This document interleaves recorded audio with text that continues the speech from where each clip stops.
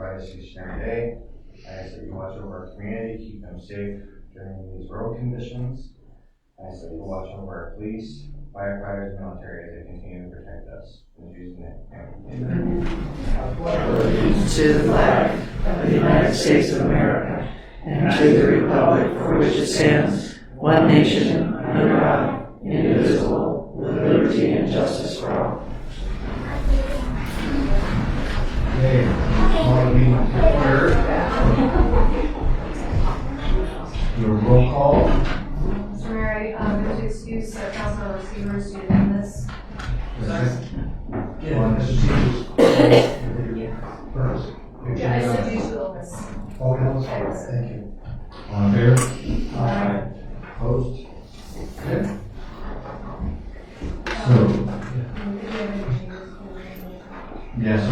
Some of the quick changes on the agenda.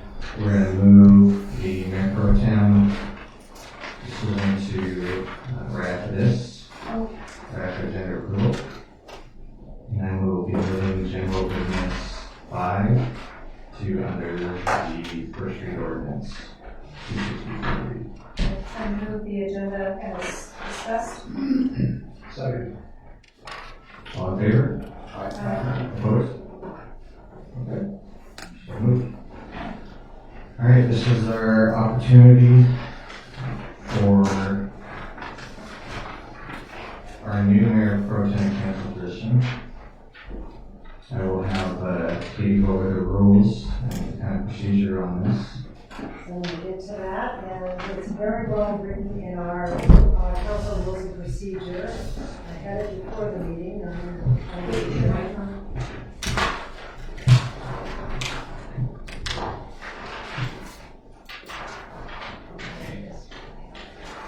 Okay, so this is the selection of Mayor Pro Tem nominations. The Mayor Pro Tem will be selected by the council members. The term for the Mayor Pro Tem shall be 2 years from the date of election. Council members may each nominate one person for Mayor Pro Tem. Nominations require a second. Each council member shall be given the opportunity to submit a nomination for this position. After all nominations are made, the mayor will call for a vote on the nominations in the order that they were made. Voting will be either by voice or by raising your hand, as determined by the mayor. As soon as one nominee receives 4 votes, then that person will be declared Mayor Pro Tem. No votes will be taken after from the remaining nominees. So I hope that's pretty clear. Point of order. Yes, sir. I think you want to read a second, I believe is not required. So I'm looking at 9.6. I'm looking at City of Ridgeline, Spokane County Resolution 12-156E, the resolution of the city's rules and procedure, and it's item number 9.6. Oh, it does require, I'm sorry. Yes. Are you okay with that? So it does require a second. And for the newer council members, this position is to help fulfill the needs of the city, to assist in running meetings if I couldn't attend one for some reason, and to run city business in the case that I couldn't. Any further questions on the process? Mayor, I have one, something I'd like to read that Hugh Sievers had written. Although he's indicated a nomination, just for the record, he can't nominate anyone because he's not present here by telephone or here in person, but do want to read it for purposes of what he's indicated. Dear Council, my apologies for not being present tonight due to an illness. I would like to extend my desire to nominate Council Member Kaminskis as our Mayor Pro Tem. Over the past years, she has exemplified strong passion for our city and leadership amongst the Council. Councilmember Kaminskis works hard to represent the needs and desires of the citizens of Liberty Lake and regularly keeps up to date on the various concerns of our citizens. I believe she will make an excellent choice for our next Mayor Pro Tem. I do not believe I'm able to vote while absent, but this letter can work to cast my vote in my absence. Please allow me a nomination of and vote for Councilmember Kaminskis. Thank you, Hugh Sievers. Point of order. He's not present to make that. That's what he said. He said before that. I'm simply saying. Yeah. To be ignored. Right, he can't, his Can't vote. be present, you can't take a. Correct. Yeah, we just wanted to read into the record since he sent it, so Appreciate it. just understanding that his. I nominate, Jim. Nominate Mike Kennedy. Also, Okay. Any other nominations? I'll nominate Chris Kaminsky. Okay. And other nominations? Okay, and they can vote for themselves, correct? yes, I can, and in the event of a tie, the mayor can vote as well. Okay, so all in favor of nominating or moving forward with Councilmember Kennedy for the mayor pro tem role, please indicate by raising your right hand. Do you agree? Okay. All in favor of Chris Kaminsky, please raise your right hand. Do you agree? Doing that right now. So now they have tie, needs let's revote again, and you'll get the ability to vote, with regard to the nomination. So do a revote? Is that Correct. No council member received 4. So from the standpoint of voting, each of us 3-3, you'll vote again, and you'll have the ability to vote for a particular council member. okay? With point of order, you also have the right to delay the vote until the councilman is seated. And at that time, yes, we'll revote. Thank you, sir. That will work as well. Okay. So just to make sure there's no changes that have been made, we'll do a second vote. So all in favor of Councilmember Kennedy, raise your right hand. All in favor of Chris Kaminsky, raise your hand. Okay. And based on that, I will choose to postpone this decision. So next council meeting, next council meeting. Okay. Okay. Moving forward, citizen comments. Sean, I have a question, just for the record. At the next meeting, do we just start from scratch, or do we continue on with the voting of the 2 nominees? No, we'll go through the process of nominations for the committee, because you had no one that was able to get the majority vote, so we'll renominate and revote at that time. So the first request that I have is from Anita. Oh, let me move the camera first. Not that I'm.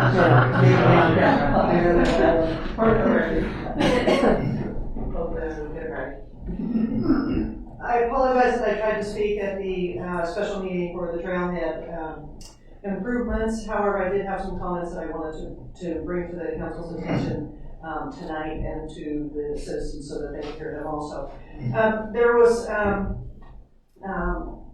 We have ample opportunity to reduce the overall cost of the trailhead improvement project to the city that council approves. And I think there's some things that were not emphasized or considered verbally that night, the night of the special meeting. One is that an appraisal of the front corner acreage would be relevant so that council knows how much revenue can be applied towards the overall cost of the project from the sale of that property, if that was deemed to be considered.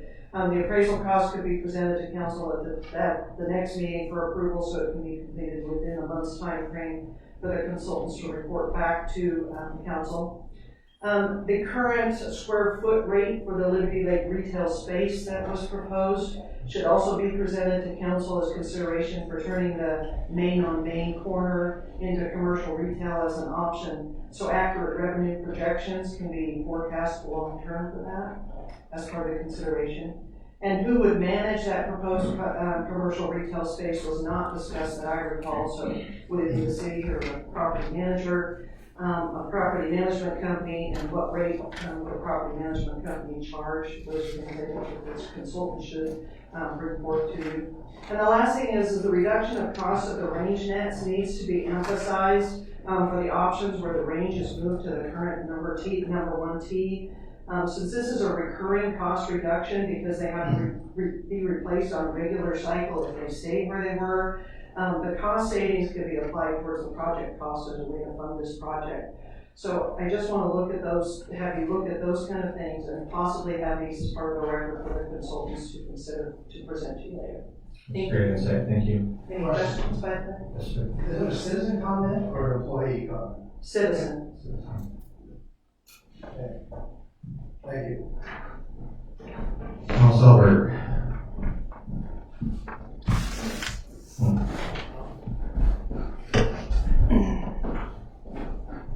Neighbors, staff, and officials, good to see a couple of new faces up there. Welcome.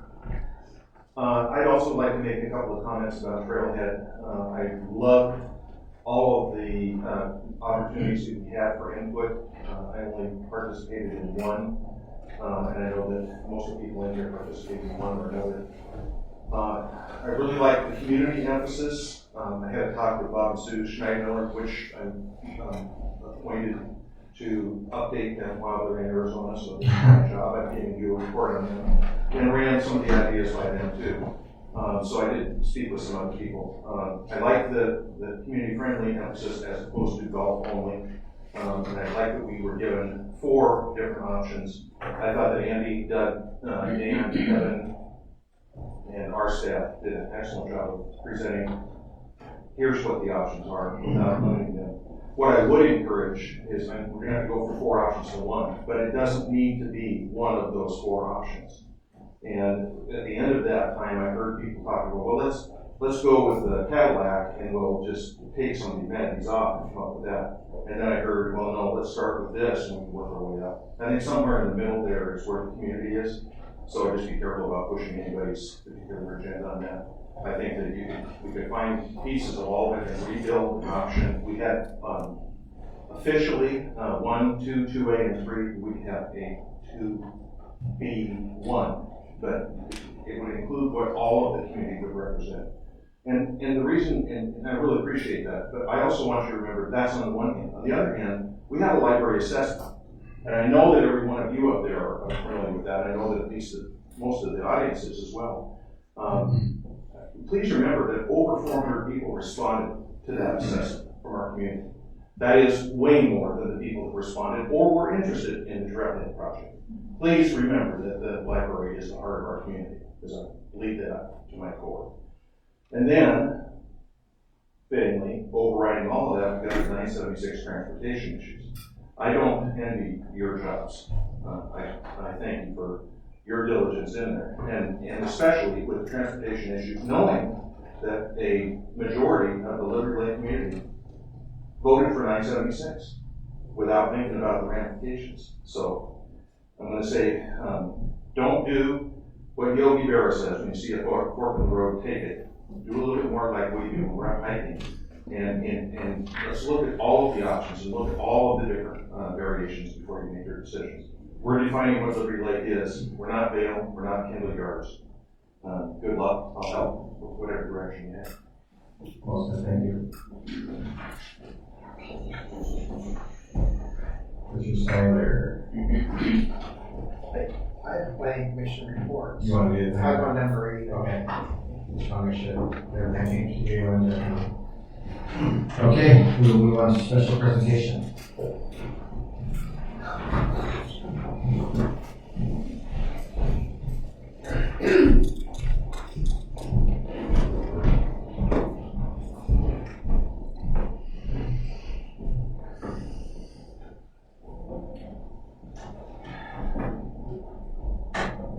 So the first one that I have here is for Bridget Harris. Somebody can say it.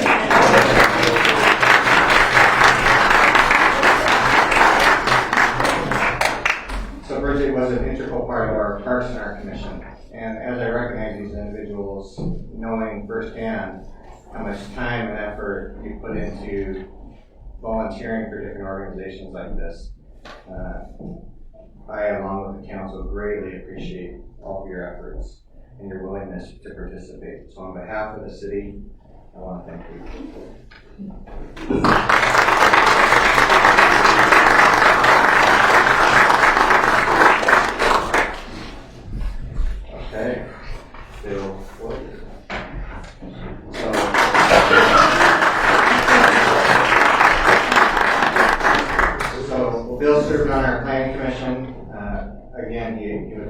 voice on the planning commission and really working to understand better and support and guide how we design the city from commercial levels to residential. So Phil, on behalf of the city, I thank you very much. Thank you.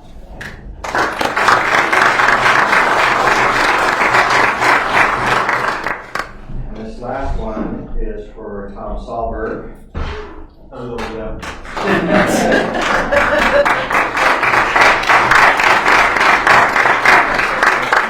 So Tom sat on the planning commission.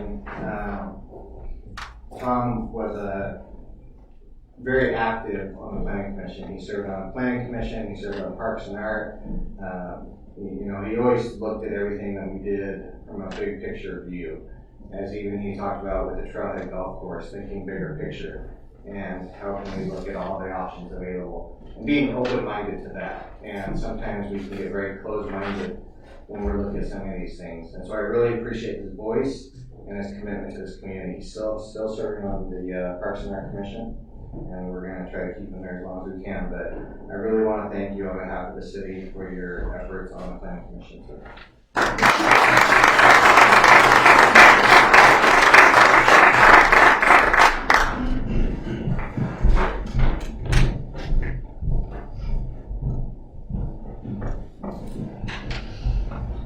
Okay. Reports. City Board and Commission reports. So we have Sewer and Water District.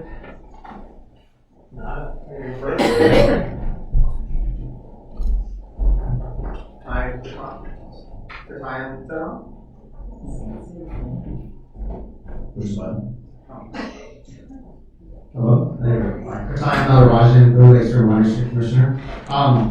Just want to talk really quickly about the sort of Thanksgiving water issue. I haven't been here since that happened. I'm not sure exactly what you've heard officially from anyone from the district, but everyone should have gotten a letter from BioJ from the district. Hopefully that explained everything fairly well. I just want to touch on a couple of things.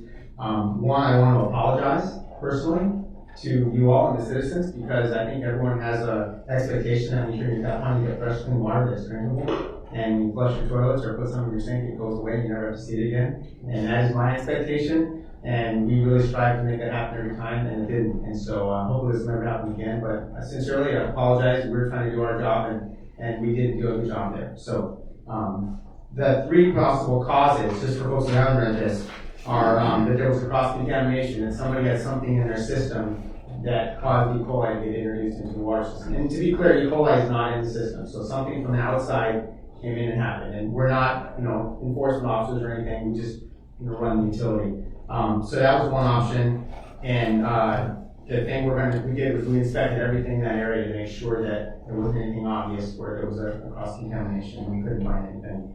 It could have come from a fire hydrant connection from somebody probably without a permit tapping into a fire hydrant to get water. And so that's a possibility. To prevent that from happening in the future, we're going to put locks on all the hydrants. And there's going to be one place where you can get water if you're doing a construction project and you need lots of water. And the third possibility is it came from some kind of sprinkler blowout where you pressurize something in your system and it can blow water back into the water system if you don't have a backflow prevention device.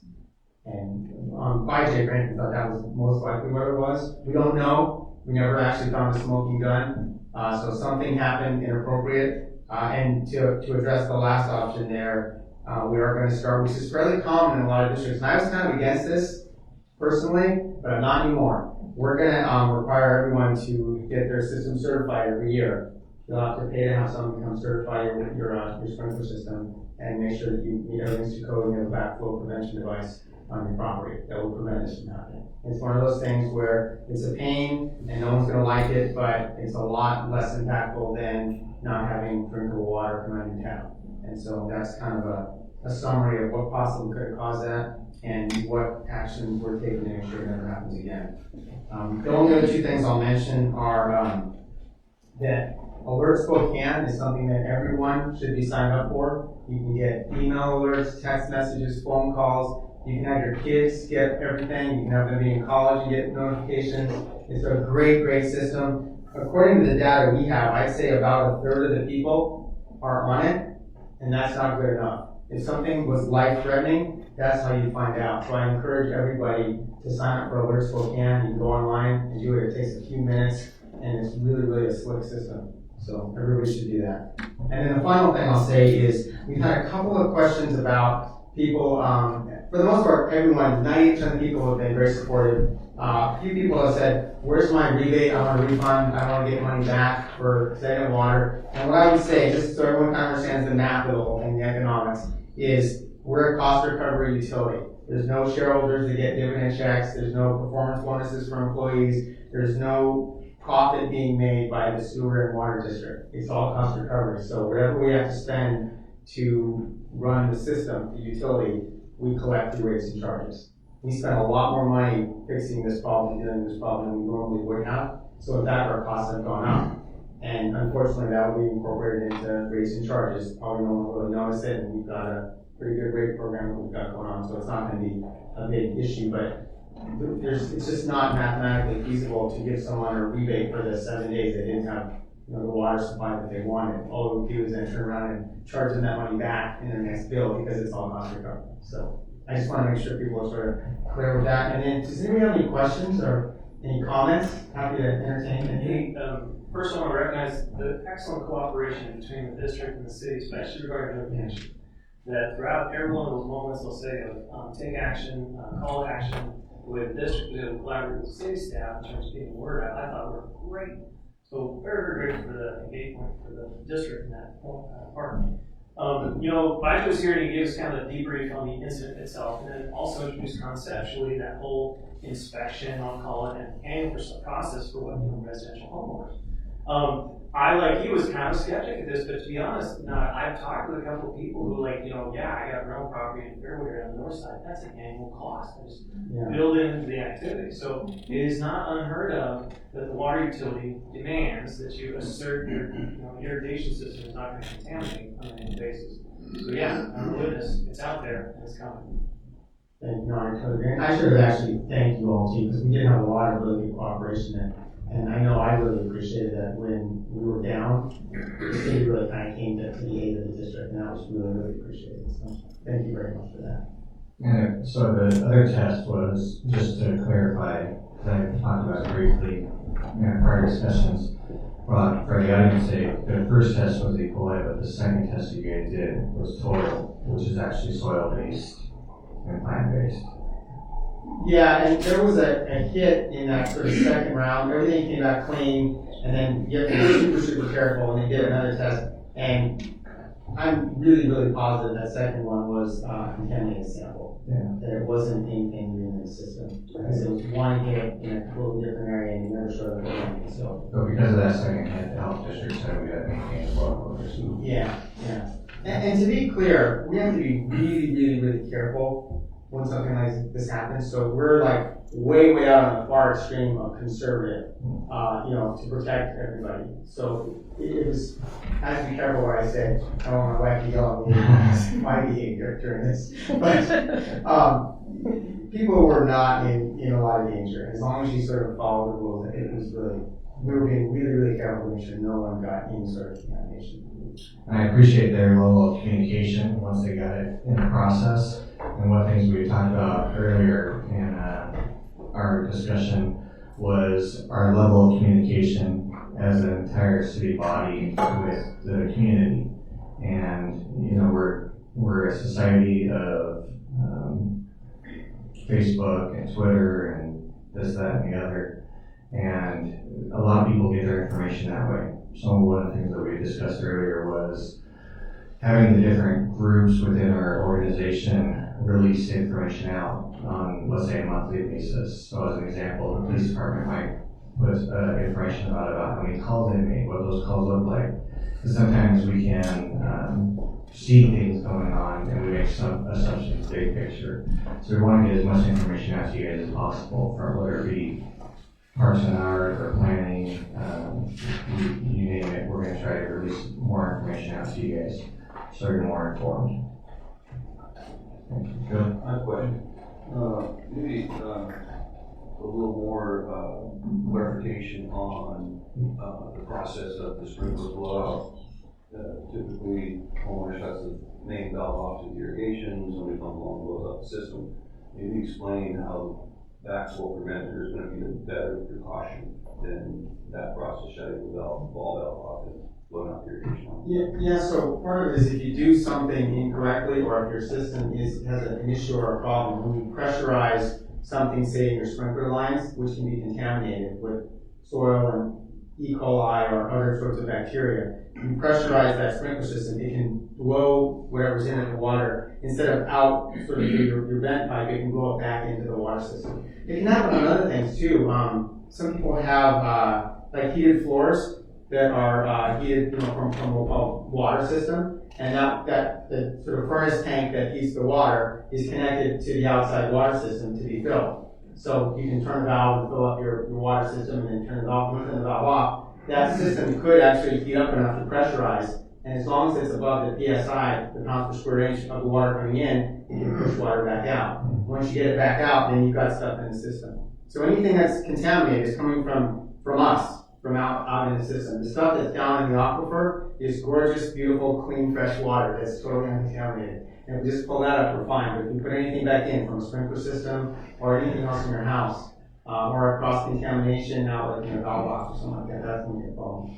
Did that sort of reiterate what you were saying or not? Explain how the backflow preventer gives us a better security system from that happening. Yes. It's the flat. So No, I I- don't protect your check, pardon? I understand what it is. Yeah. Well, okay, so a backflow preventer prevents anything from going back into the system. And as the name says, and I'm not an engineer, I haven't been inside one, but basically is a device that prevents, no matter what the pressure is, anything from going back into the system. So it's a one-way valve. Does the shut-off valve not do that? Not necessarily, and if somebody does something wrong, the other thing, and if somebody does wrong with this, please correct me, but a backflow preventer, yeah. But a backflow preventer, you don't have to do anything, it's always working, it's always on, right? It's a flat, but only lets water go One way, yeah, but if you're talking about turning valves and stopcocks on and off, if you don't do that or don't do it all the way, or then the water's gonna go back. You said more? Yeah, I was a water operator in Apple. Your double check really prevents it from underwater is wide and pushing through the system. Well, you're right, when you shut your valve off, that stops it. But if you're irrigating your lawn and say your line breaks, your double check prevents it from getting sucked back into the system. That's what it does. And in the state of Idaho, it's law that they need to check annually. It's not necessarily related to sprinkler blowouts. It could be other issues. Oh, yeah. Yeah, if it would have got back into the line, somebody didn't shut the valve off. It's more than likely what happened, which it's not unheard of. Thank you. Just a point there, any valve can have leakage. So your ball valve in your house or your gate valve in your house will leak through. Your backflow preventer, that's why we test it annually, it's a double check valve assembly that is designed not to allow it, but if it leaks, it can allow backflow through it. That's the purpose of the test that we do on an annual basis. So the idea of doing the annual test is to make sure that preventer is operating as it's designed to do to prevent that backflow from going into the water system. And you may have said, are you looking at 2021 to start that? I think we're gonna start phasing it in this summer. Okay. Because in fact, some of the actual parcels in the area that was impacted that we had to sort of seal off, those have all been sort of shut down, and when they turn those systems back on, they'll need to get them tested and inspected. When you guys send the information out, when that's officially going to start, will you also be putting it on social media? Yeah, so we'll people go may and get your notification and now you read it. And yeah, that's a good point. That's a good point. And so yeah, we'll do a big kind of media list and explain it to everybody. And I'm not entirely sure how it's going to be rolled out, but I know we're going to start something in the spring with those areas that were in the impacted areas. And thanks to other folks for talking about this in more detail and more expertise than I have. Can you remind us how long the district has been in existence? Oh, that sounds like a trick question. No, but, I can make a point. You know what, I do not know, do you know? I can't remember. 1973. So, the point I'm trying to make is this is the first time that happened in that Yeah. period of time, so congratulations. Yeah. And as this community grows, we'll have a lot more connections and a lot more chances. But yeah, I appreciate that. It's a very uncommon event, and we intend that it continues to be an uncommon event. So thank you for being so supportive. Thank you. I just have one more observation on, Bill shared with us at the time, generally, that it was an important policy gesture on the part of the board to continue operations without chlorination. And I actually value that highly. He said during the process, there was the opportunity to just simply leave the chlorinators in place and run. And that it was an important action on the part of the board. It's like, no, we would like to see long-term operations utility without the addition of chlorine. So I value that, I really do. I appreciate that, and that's something that we do too. And I'll tell you folks, I work all over the country. And when I tell people that we have water that we pull out of the ground and it comes out of our tap, and we don't treat it, they sometimes don't even believe me, like, well, that's not possible. I said, no, it is possible. We have such fresh, clean water. We're so blessed in this area that we have that. And we didn't be really careful, because Department of Health, their first, easiest response is, let's just chlorinate it and be done, and it's okay. We said, no, we really want to have fresh, clean water that's not, treated, it's just fresh, so. Yeah, that's another good point, thank you. Okay, thank you. Okay, thanks. All right, Richard. Albert. Mr. Mayor and council members, I'm the planning commission chair right now, in Richard Siler. First of all, I want to thank Tom and Phil for their time served on our planning commission. That was greatly appreciated. I think we accomplished quite a bit of stuff. What we're working on right now, our city staff, Barbara Parker is helping us put together what we want to work on for our I lost my thing, city landscape code. We have established 7 goals that we got through saying, here's our goals of what we want the landscape code to do for us. And now is to go into the code and start rewriting it and make the amendments to eventually get to a point where we can present it to you at the council and mayor. One of the big goals, and the mayor sat in on our last meeting, which was kind of nice, but we had the same thoughts, is one of the big things we're looking at and in our goals is that we do support the local businesses with our regulations, that we don't encumber them too much with what we do. And right now, there's some landscape codes that are pretty encumbering and also that lead to not the desired effect in the future that we're looking for. So that's what we're working on. I do ask if the council wants to meet with us ever to talk about what we work on this year or in the following years. We're more than open to meet as a body or individually. One of us attend the meeting, so yes, that's fair. We did talk about potentially a joint meeting with the council on the planning question, so that's something we'll look at in the road too. Any questions? Thank you. Parks and Arts.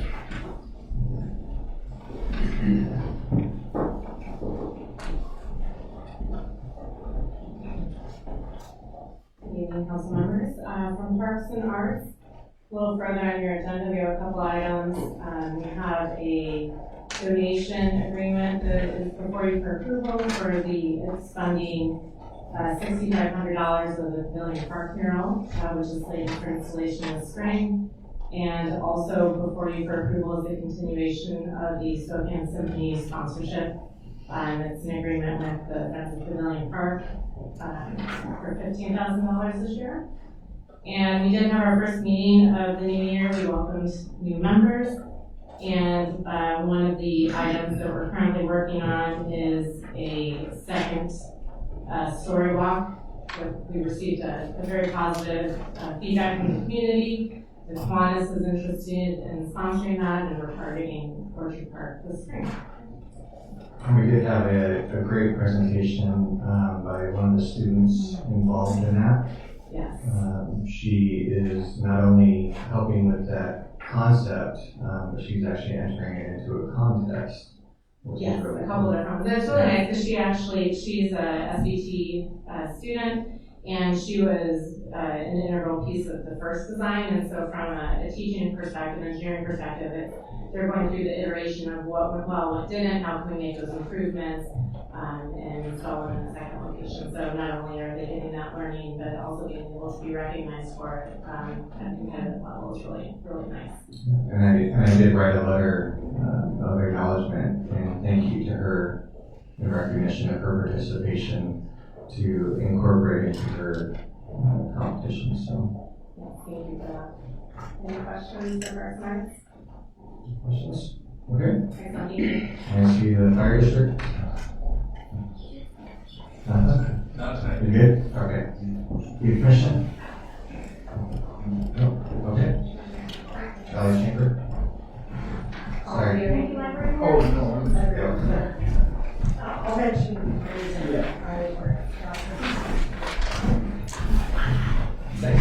Mayor, council, none of the library board members could be here tonight, but they asked me to give you a brief report. This past meeting in January, we finished reviewing and updating all of the library policies. This included going over all of them, consolidating some, making very substantial revisions on quite a few. They are all posted online if you ever want to take a look at them. If you have any questions ever, just let us know. And then we are starting to take a look at the strategic plan that we developed and are starting to create a work plan to move forward, more particularly in the areas of community engagement and awareness and access to resources. So again, various programming efforts and our collection, things of that sort.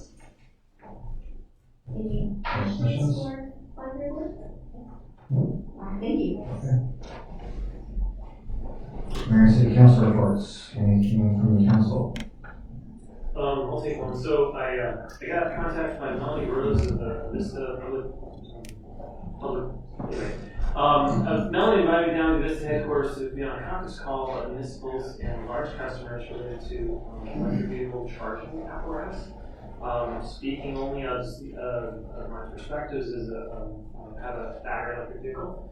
And some of the city's observations in participating in grants underwritten by Vista for the installation of EVSE, one of them at the town square park. The call was interesting, listening to Vista product managers talking about their actions in programs of evolution. Actually, the utility just completed what they're calling a pilot study for the implementation of charge units.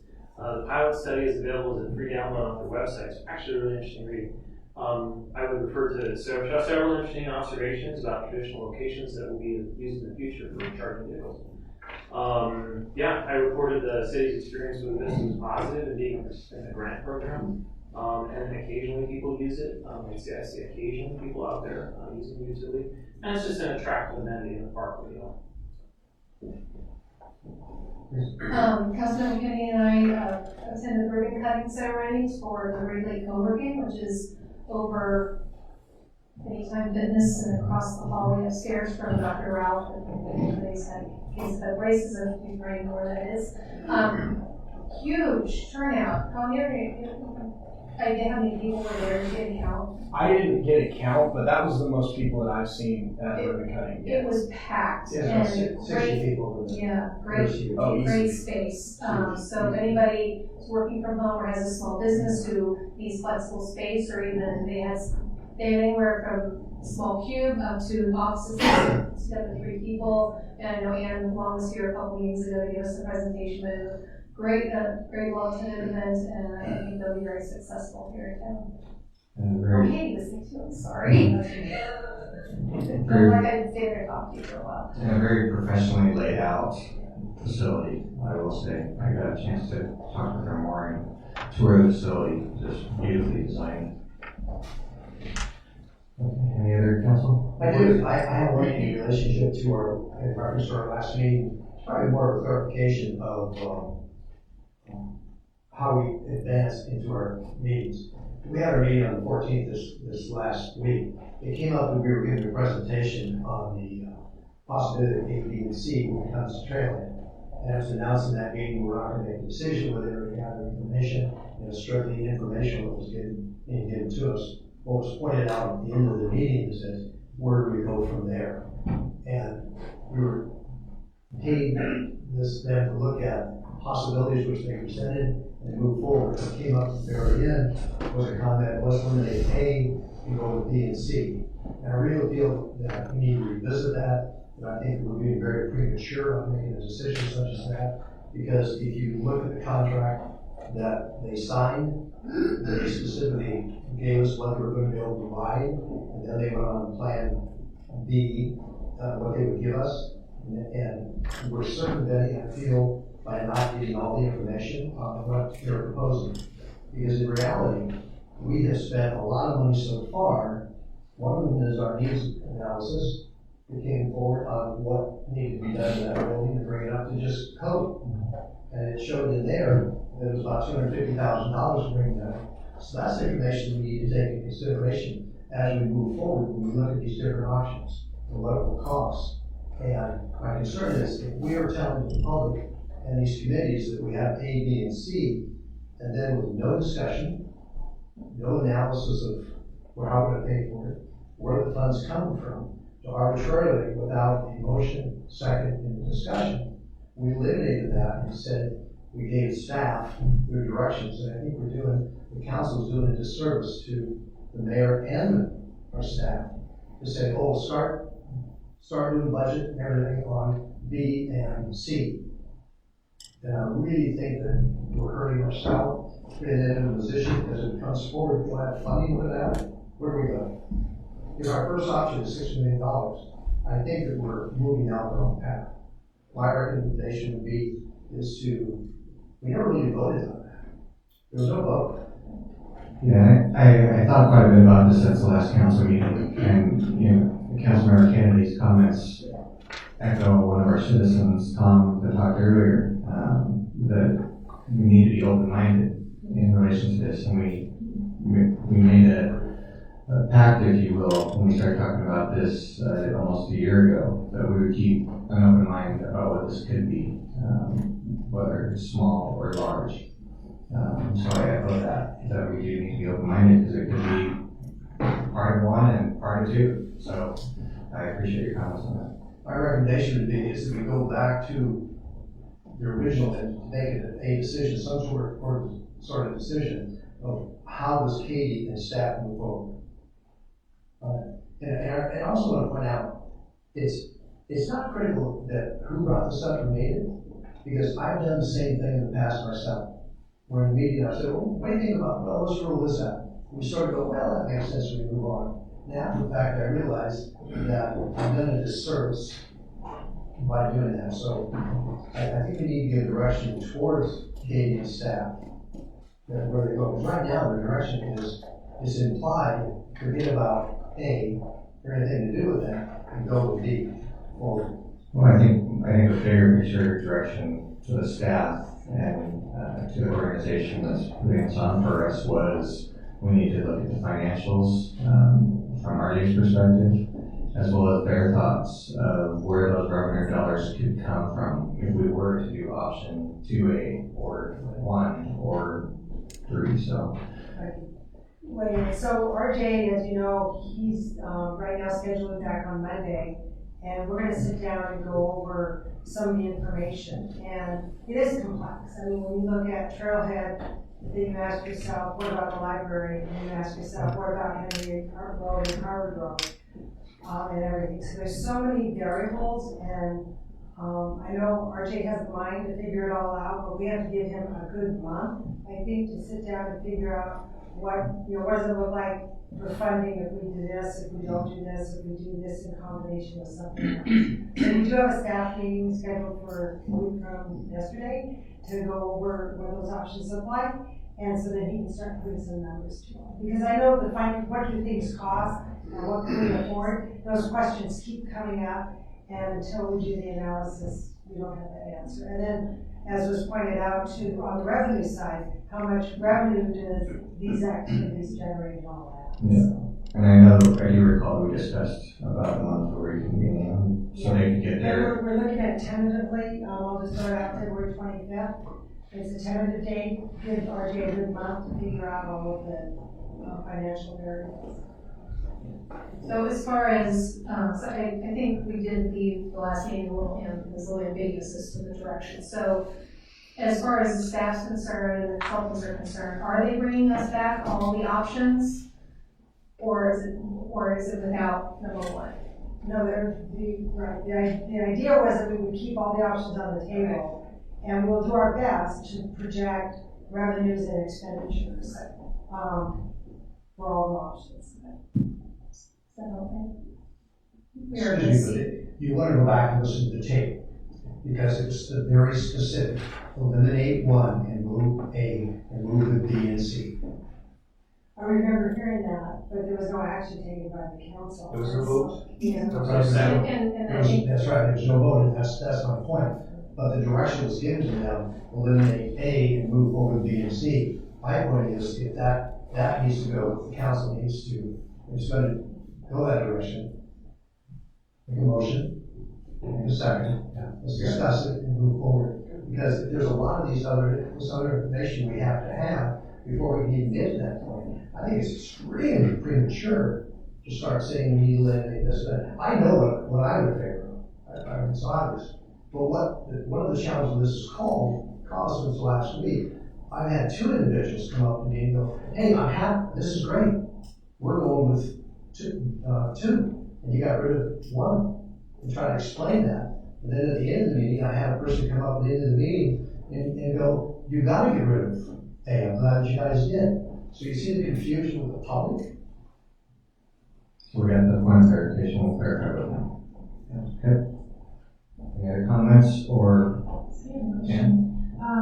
To the citizen comment earlier about the possibility of appraisal for the space, the main area, what's the process to do that? So one of the options, let's say, this is hypothetical, okay? Hypothetically, there's property on the corner of the intersection there that could be sold and or leased out.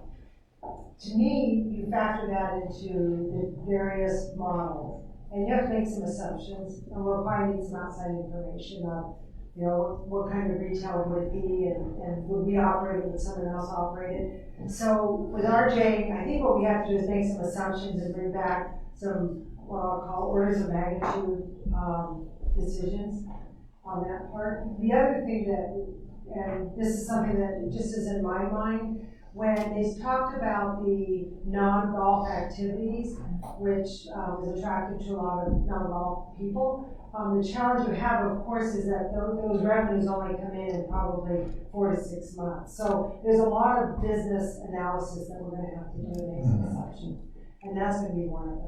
Is the property, what would it generate sales-wise? You know, if you were to sell it versus if you were to lease it. Thank you. Any other presentations from the council? Oh, okay. Real quick, I got a letter that I did want to read to the council. It's a reference to our tribute car from the city of Hayden, Idaho. Dear Mayor Berkner, the city of Hayden has 2 parades each year. It has been a pleasure to have John participate by entering and driving the Liberty Lake Memorial car in these parades. John has been a wonderful ambassador and an excellent representative for the city of Liberty Lake. He always has a smile and is very happy to be involved with Hayden's events. Because we look forward to John's participation each year, we would like to request his attendance with the Liberty Lake Memorial car for our parades in 2020. And then it goes on to talk about the dates of those. We were talking earlier about volunteers and people giving their time. This is a huge passion for John, and I wanted to make sure that he was recognized for that. And I have asked Chief to bring him to one of the next council meetings in the future to acknowledge his efforts on this tribute card. So, thank you. Okay, moving on to city administrator reports. Okay, so it's been a number of years, I don't know how many, since we had a retreat, and Mayor Berkner and I were talking about would it be nice to revisit some of the subjects that are very important to all of us. And so we know, because in the past, Sundays tend to be the best day. We came up with March 29th, it's a Sunday, and April 19th, which is a Sunday. thinking we would have it here in the council chambers. Some of the ideas for an agenda would be our strategic plan, revisiting the strategic plan we have. Do we want to change it? Do we want to update it? City facilities, and that's, you know, everything from providing you guys all information about what do we own, what's included in it, what other things should we be anticipating. City policies that need review. There's a whole host of policies that we've been working on, from personnel policy to procurements and all of that. There might be other things that are important as well. So, if you want to say anything other than those are the two dates that we were thinking. Yeah, I think that when we've had these in the past, it's been very productive. I remember you were able to lead one for us, and we just had a good opportunity to discuss in deeper dive concept some of the things that we've looked at. And it's important that we visit every year the strategic plan. That's highly recommended by AWC. And it's good for us as a body. And it's something that I think we don't want to rush through. So if you guys are open to it, I'm looking for feedback on. I recommend April 19th. Okay. Either day's great. Sean knows why. Keep it yourself, Sean. Okay. Everyone good with that? Okay. We have time. You have plenty of time if you have a specific subject. It doesn't even have to be all action. It could be, I want to know more about something, the budget process or. Well, even I remember the very first one I went to 10 years ago, and we had a lot of new faces at that time, and I think it'd be great to spend maybe the first half hour at least, just get a more of a personal get to know you type of exercise. I would really value that. Do we have a time that we want to start that? Do we have a time? Noon hour work? 2 o'clock? 2 to. 2 and 2. You're eager. That's all one second. That I was at that meeting, and the thing that has really hit home when all you guys were together was a question that was asked of everybody before, met with everybody beforehand, is to come up with what is the one thing you feel has been accomplished while you're on the council.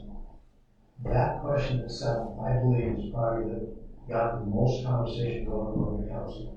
I would certainly ask that when we put that together, consider asking everybody. So Senate Bill 5899 is related to economic development funding, and I did send you out some information we got from the chamber. I don't know if you had time to look at it. Colin is here to answer questions, but the question was posed to the city of Liberty Lake, and using our logo to support the legislation, would that be okay? And there was one thing I was going to mention. Colin actually sent to me the city of Yakima, or the county of Yakima, has generated $49.6 million, 126 projects, 2,350 jobs by using this financing mechanism in their area. So other than ourselves in Clark County, there are funds that are generated to support economic development. Spokane County, Clark County, 2 border counties do not use sales tax in this fashion. So I'm probably not doing this subject justice, but I know you know quite a bit about it, and so does Councilmember Brickner, and maybe Councilmember Kennedy went to the presentation. Yeah, did you want me to expand a little bit more? Yeah. You want me to go up there for mine? Please. Yeah. Oh, sorry. Mayor I'll respond later. Just wanted to see if you're listening. Yeah, so the mayor and I attended a meeting at GSI, kind of went over this more in depth. So, yeah, you're correct. There's 34 counties that benefit from it right now. They're all designated as rural. This legislation would simply add border counties to that. So it's a very simple fix. GSI's had this on their priority list for a while, but this year there's more of a state effort because there are 2 of those counties that are no longer designated as rural that are on the border. So they're also joining in on this because they want to keep getting that money. The last piece of the packet from Yakima that I sent you, you guys got was Yakima's pretty much the standard as to how to effectively use these funds, and you can tell what the benefit has been from that. And obviously that's something that Spokane County would love to be a part of and love to get. I'll kind of steal from Kara's presentation a little bit, but there have been two, they call them elephants in the room. One was there has been talk in the communities like, well, why does the money go straight to the county rather than another organization? A few reasons. One, that's an elected body. Two is also that would have to get reworked not only for us but for all the other counties involved, and it's just not a fight that you really want to get into. And the other one has been the GSI has that all the money would go to them, and that's just not the case. It would go to the county. One thing that Yakima did that I thought was kind of interesting was they set aside 20% every year for the smaller communities. So that way that every jurisdiction kind of got a piece of the pie. And they estimate around $11 million a year for Spokane County in purely economic development funds. And yeah, so that's kind of a brief overview. If you guys have other questions, I know a few of you are pretty well versed, but. When I went to the presentation, I was talking to the mayor of Spokane, and these were some of the things that they're wanting to support as well as Spokane Valley. When you look at this funding mechanism for economic development, they're looking for ready-to-go projects that are planned out and turnkey, ready to move. But they can be very substantial. I talked to some representatives from Yakima. If this doesn't move forward, Katie and I discussed having somebody come talk to us a little bit further about how they were utilizing Yakima to the best of their abilities. So if it's okay, unless I hear otherwise, is it okay if we give them permission to use our logo to support this legislation? Mr. Mayor, I move we allow the chamber to use the city logo on promotion for legislation. Second that. All in favor? Aye. Opposed? Thank you.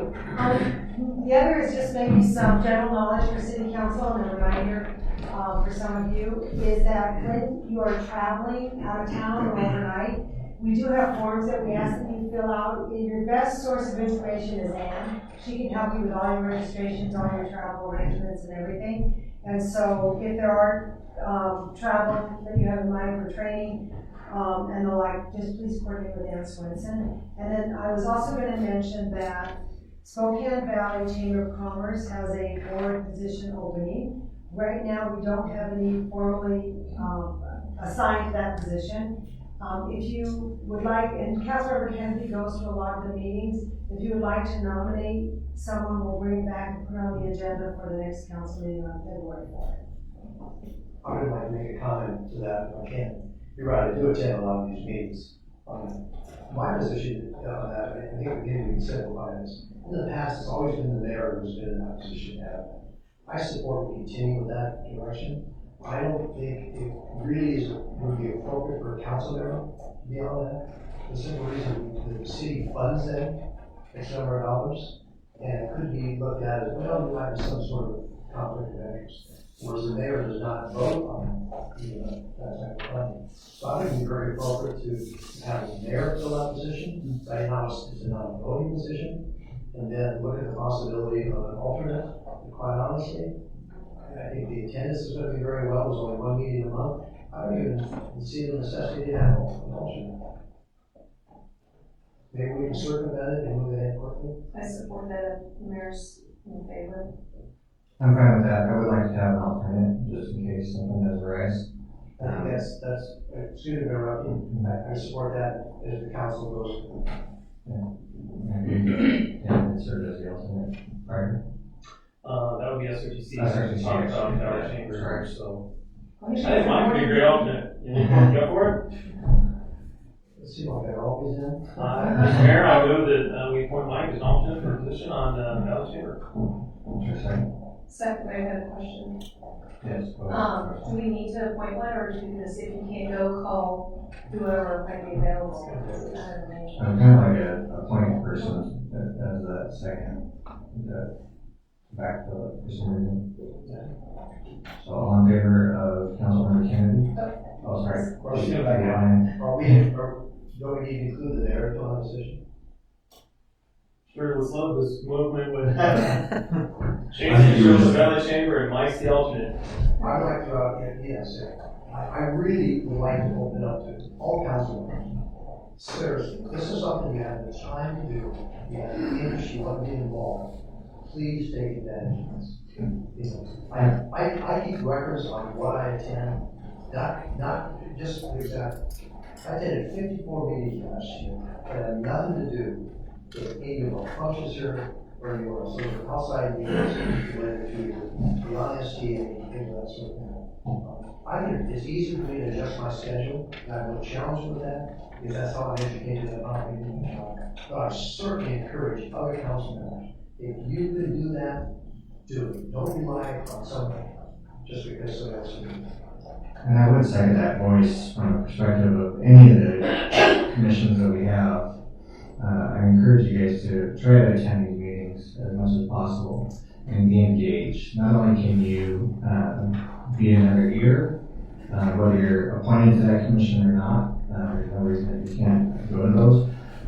Whether it's another ear to hear what the presentation is, because sometimes we hear different things.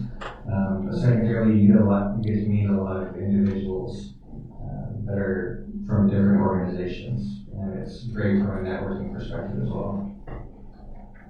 There's a motion. So with that motion, is there a second? I second. Okay, all in favor? Aye. Opposed? Okay. So just to clarify, the motion was to appoint Mayor Brickner and Councilmember Kennedy as the alternate to the. Okay, very good, thank you. Sorry, Katie. On your travel logistics note, I know Councilmember Kenny and I had attended the Transforming Local Governments conference the last 2 years. It's in Phoenix again this year. Great conference again. Cities represented from all over the country, and we learned a lot. I had hoped to go this year, but darn, I won a trip to Aruba with my company, so I'm not going to be able to go this year. So I would encourage the rest of the council members to take a look at that. I'll be happy to provide the link. But this is something new that we discovered a couple of years ago, and it just happened to be because it was in Tacoma, and I think AWC or one of our groups that was promoting it. Very valuable. So I'll get the link out to everybody. I think registration's already open, but I highly encourage at least a couple of people to go. Do you know the date? Can't remember. It historically has been in April, but I think they've moved it to late April or early May this year. Yeah. And it's in Phoenix, at least for this year and next year, maybe continue. Over the last 2 years, both Kristen and I discussed it, and I chose not to go this year, and I felt sad when one of the other council specifically wanted to go, we didn't necessarily need to. All was very educational. Okay. Okay, so moving along, Harvard and Henry, there's not a huge amount of update other than Initiative 976, other than to report there has been nothing changed. Mayor Brickner and I will be over in Olympia Monday afternoon, all day Tuesday, and Wednesday morning. And they have a session just on 976. We have some appointments over there, and we'll also be swinging by the TIB office. That's the office that gives us, we've had a 100% track record. We're getting funding for a lot of our projects here. So nothing to report on any movement on 976. The question came up is, do we want to retain the services of a lobbyist? Last year we did, it was $2,000 a month for 12 months, it was $24,000. We split that 3 ways with the Valley Fire Department and Central Valley School District. And this year it's a short session, so it's only 3 months. The lobbyist would be $6,000, and if we split it 3 ways, it would be $2,000 for Central Valley School District, the Fire District, and ourselves. And so if you're okay with it, I've been working on that. It's kind of the strategy that's happening over there, as best as I can tell from my conversations, is first people are wanting to get off the pause list onto the funded list. Then if that doesn't work, then they're trying to stay on the list and not get booted off the list. So we think it's really critical that we have a voice over there. Jeff DeVere did it for us last year, and I'd like to bring it back on February 4th for you guys to approve it. Central Valley School District and the Fire District involved. agree to participate again. I think the $8,000 was the best $8,000 we've ever spent last year, so I would support that. I would prefer to make a motion that we accept that and go along with the fire department and school districts. Money well spent, I make a motion to accept that. You can take that this week. I'll Take that to the next. Okay, so why did the vote now? Sorry, what was that? Oh, you're saying, go ahead, sorry. All in favor? Let's do it. Opposed? So I'll execute the contract, and then I will bring back an agreement between Central Valley School District, the fire district, and ourselves next meeting.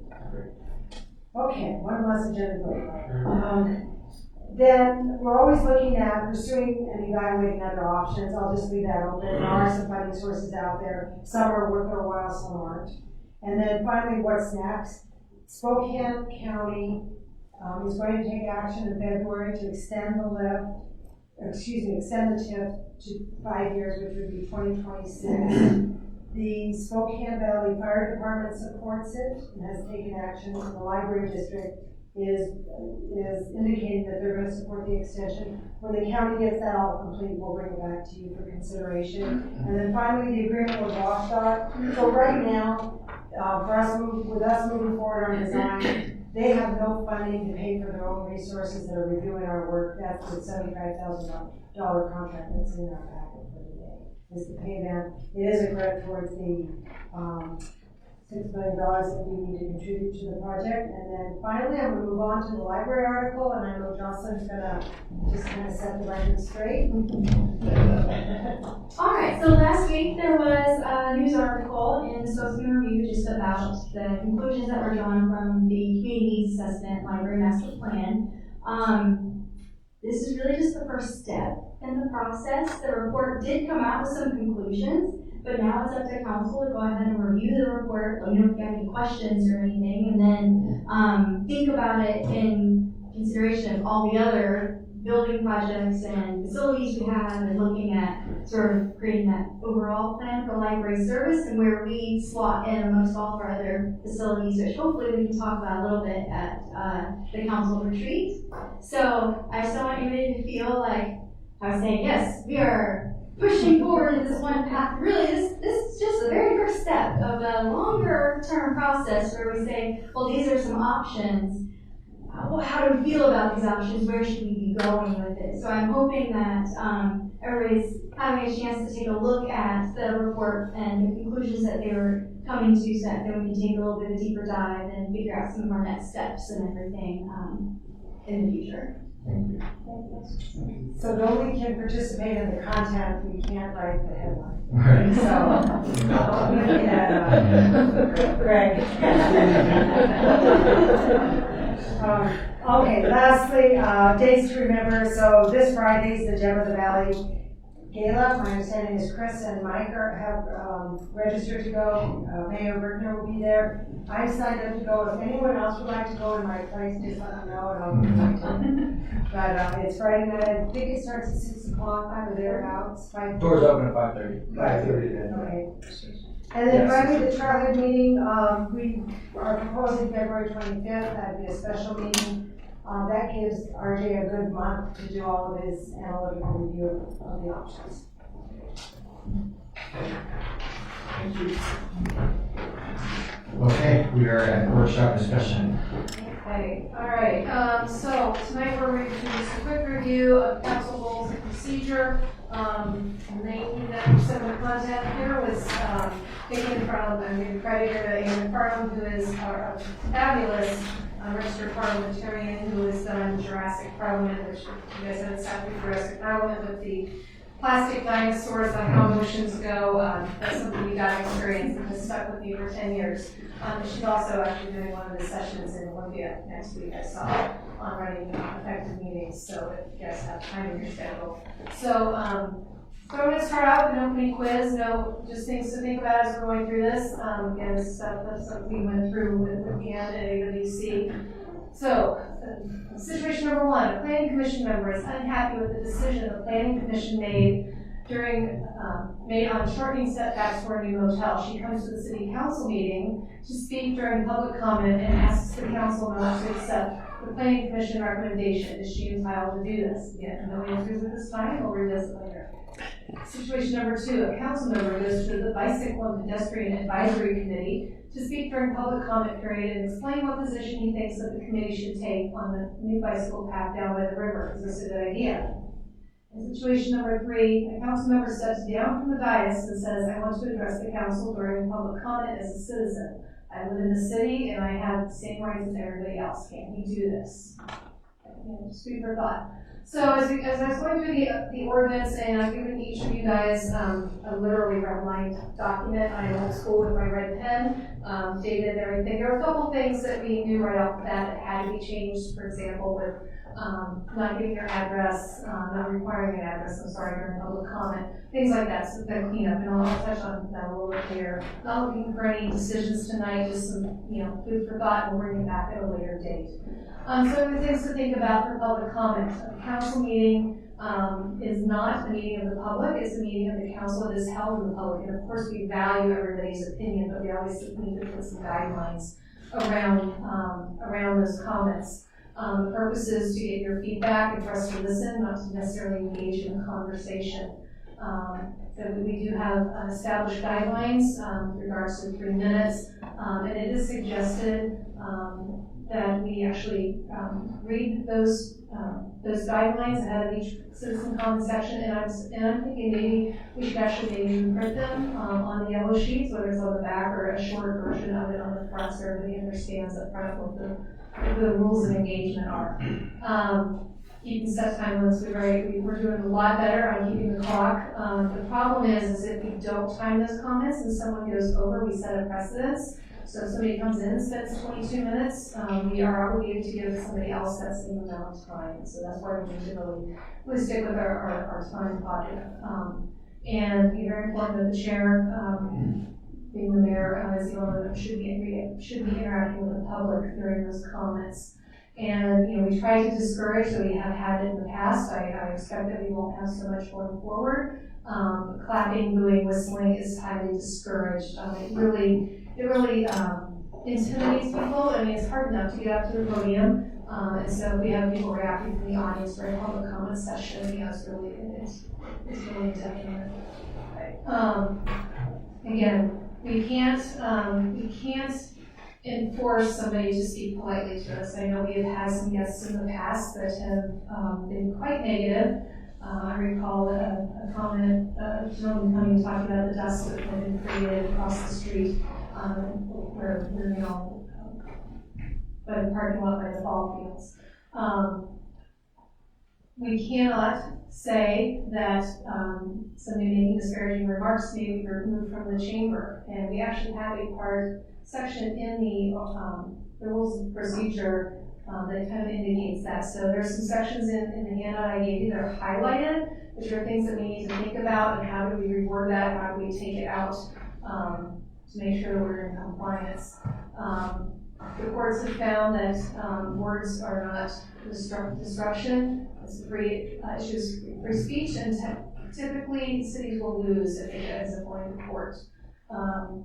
The things that you can do is you can recess, do not order the citizen to leave, and very stringently suggested not to adjourn the meeting. I'm not quite sure what the legalities are of that, but she's very, very pointed in her discussion, so I'm sure there's some background of that.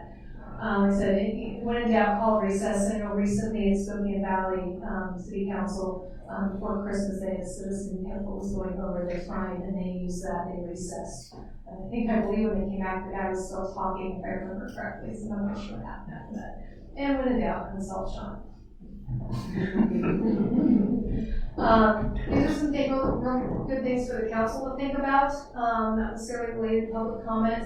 Not to put the staff on the spot. If the citizens have a question, if the staff feels they can answer it, if it's appropriate to answer, by all means let them do so, but probably a better practice is to take that person's name and number, we get that in the yellow sheets, and let the person, we'll get back to them, or the staff member will get back to them with the answer.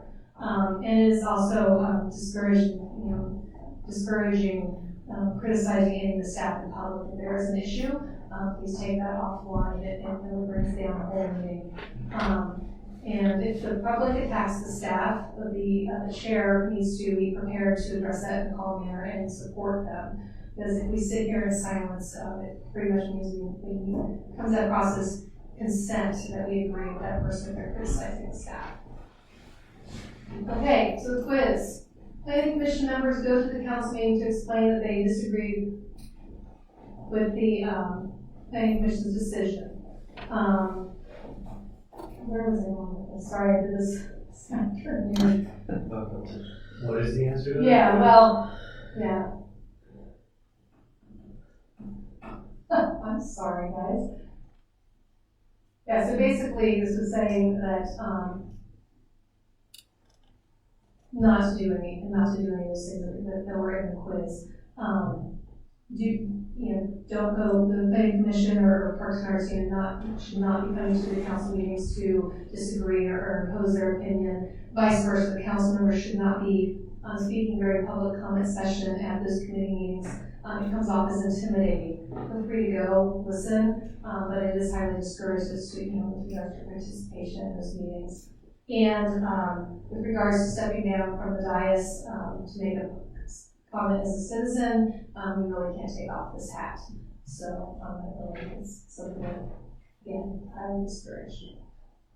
So, just some food for thought. I'll step through pretty quickly the edits. I've got the document here. Obviously, we will move to 12.136F. What page? Well, we're just on the cover page. So jumping to page, what says page 1 on the bottom. So it's actually, I guess, the third page. Just with regards to notice for missing meetings, I know we've had some instances where we've had no call, no shows.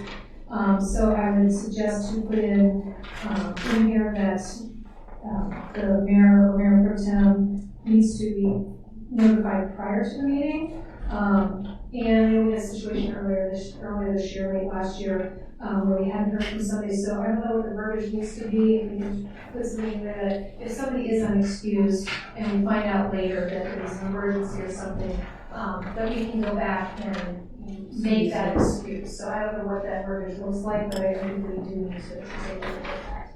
And I think we should also consider adding an option of notification either to the city clerk or the city administrator, not just when they're mayor pro tem, if that's appropriate, because we're not all reachable at all times. And just as we were concerned at our first meeting whether or not we have a quorum. Yeah. And we decided even if we didn't have a quorum, we'd still have the meeting, but then we couldn't conduct business at the meeting. So that if you didn't have a quorum, the meeting still goes on. Yes. Just can't. Okay. So the earlier the notification, the better.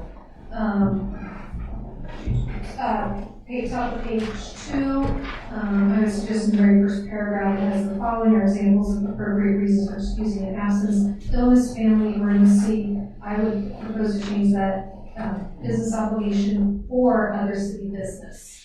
Because we do have that sometimes, if you guys are out, somebody's out of town for a conference or something. And I would like to come up with a way to note, and note in the minutes that if a council member does miss a meeting because of other council business, that we somehow notate that instead of just being unexcused. Obviously, they're not there, but they're so I'm not sure what the verbiage needs to look like, but I think that's something we can consider. The more opportunities that come up for activities for the council get there.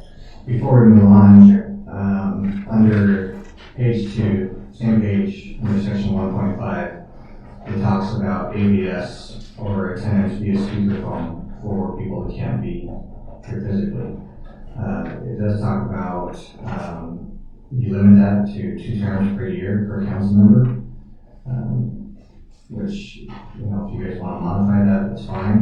But I did have a question for Anita specifically in relation to one of the sections on this part. Under rare occasions where you have ABS or the attendance via speakerphone, it says examples of situations where ABS would not be appropriate include, and I'm looking at the second one down, it says other public hearings where maps, display boards, PowerPoint presentations, or similar graphic presentations are being utilized. With our new system that we're going to be incorporating, will they have the ability to view those as they're presented? Yes, they should have the ability to view them as part of the live feed. So that may be something we want to modify as well. So can we discuss that a little bit? Yes, absolutely. That particular section, okay, it talks about the attendance by phone, and then it goes on to tell you that it should only be done for a particular reason or two or point that comes up during the meeting, and not for the entire meeting. Which brings up the question, if I'm out of town and I want to sit in on a council meeting by phone, and I'm not interested in one or two particular items, apparently by our rules, I can't do that. Okay? So it begs the question, why?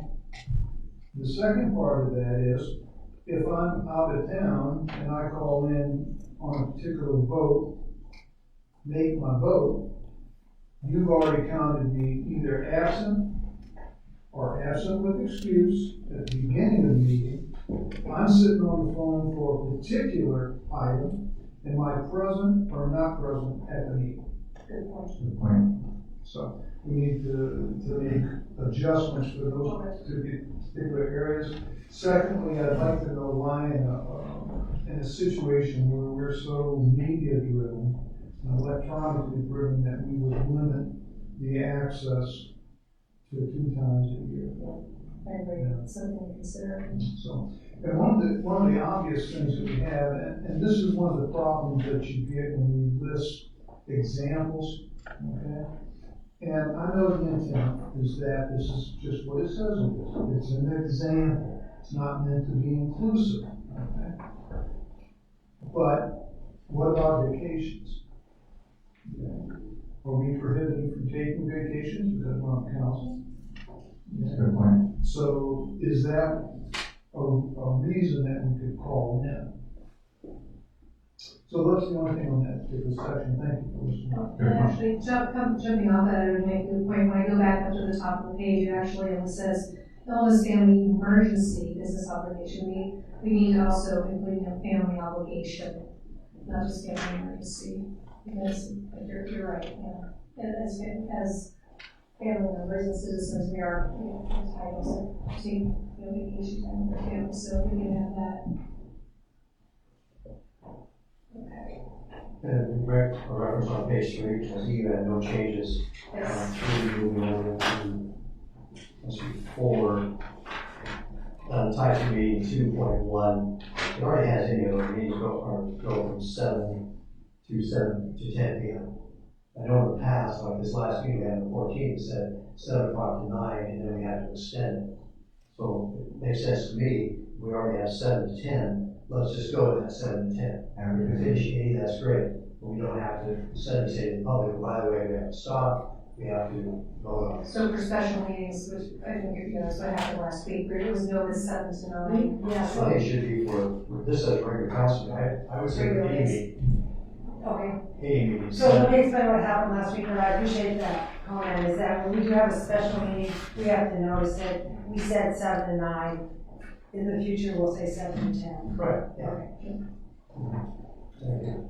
And that might require a change to section 2.2. One objection, if I may.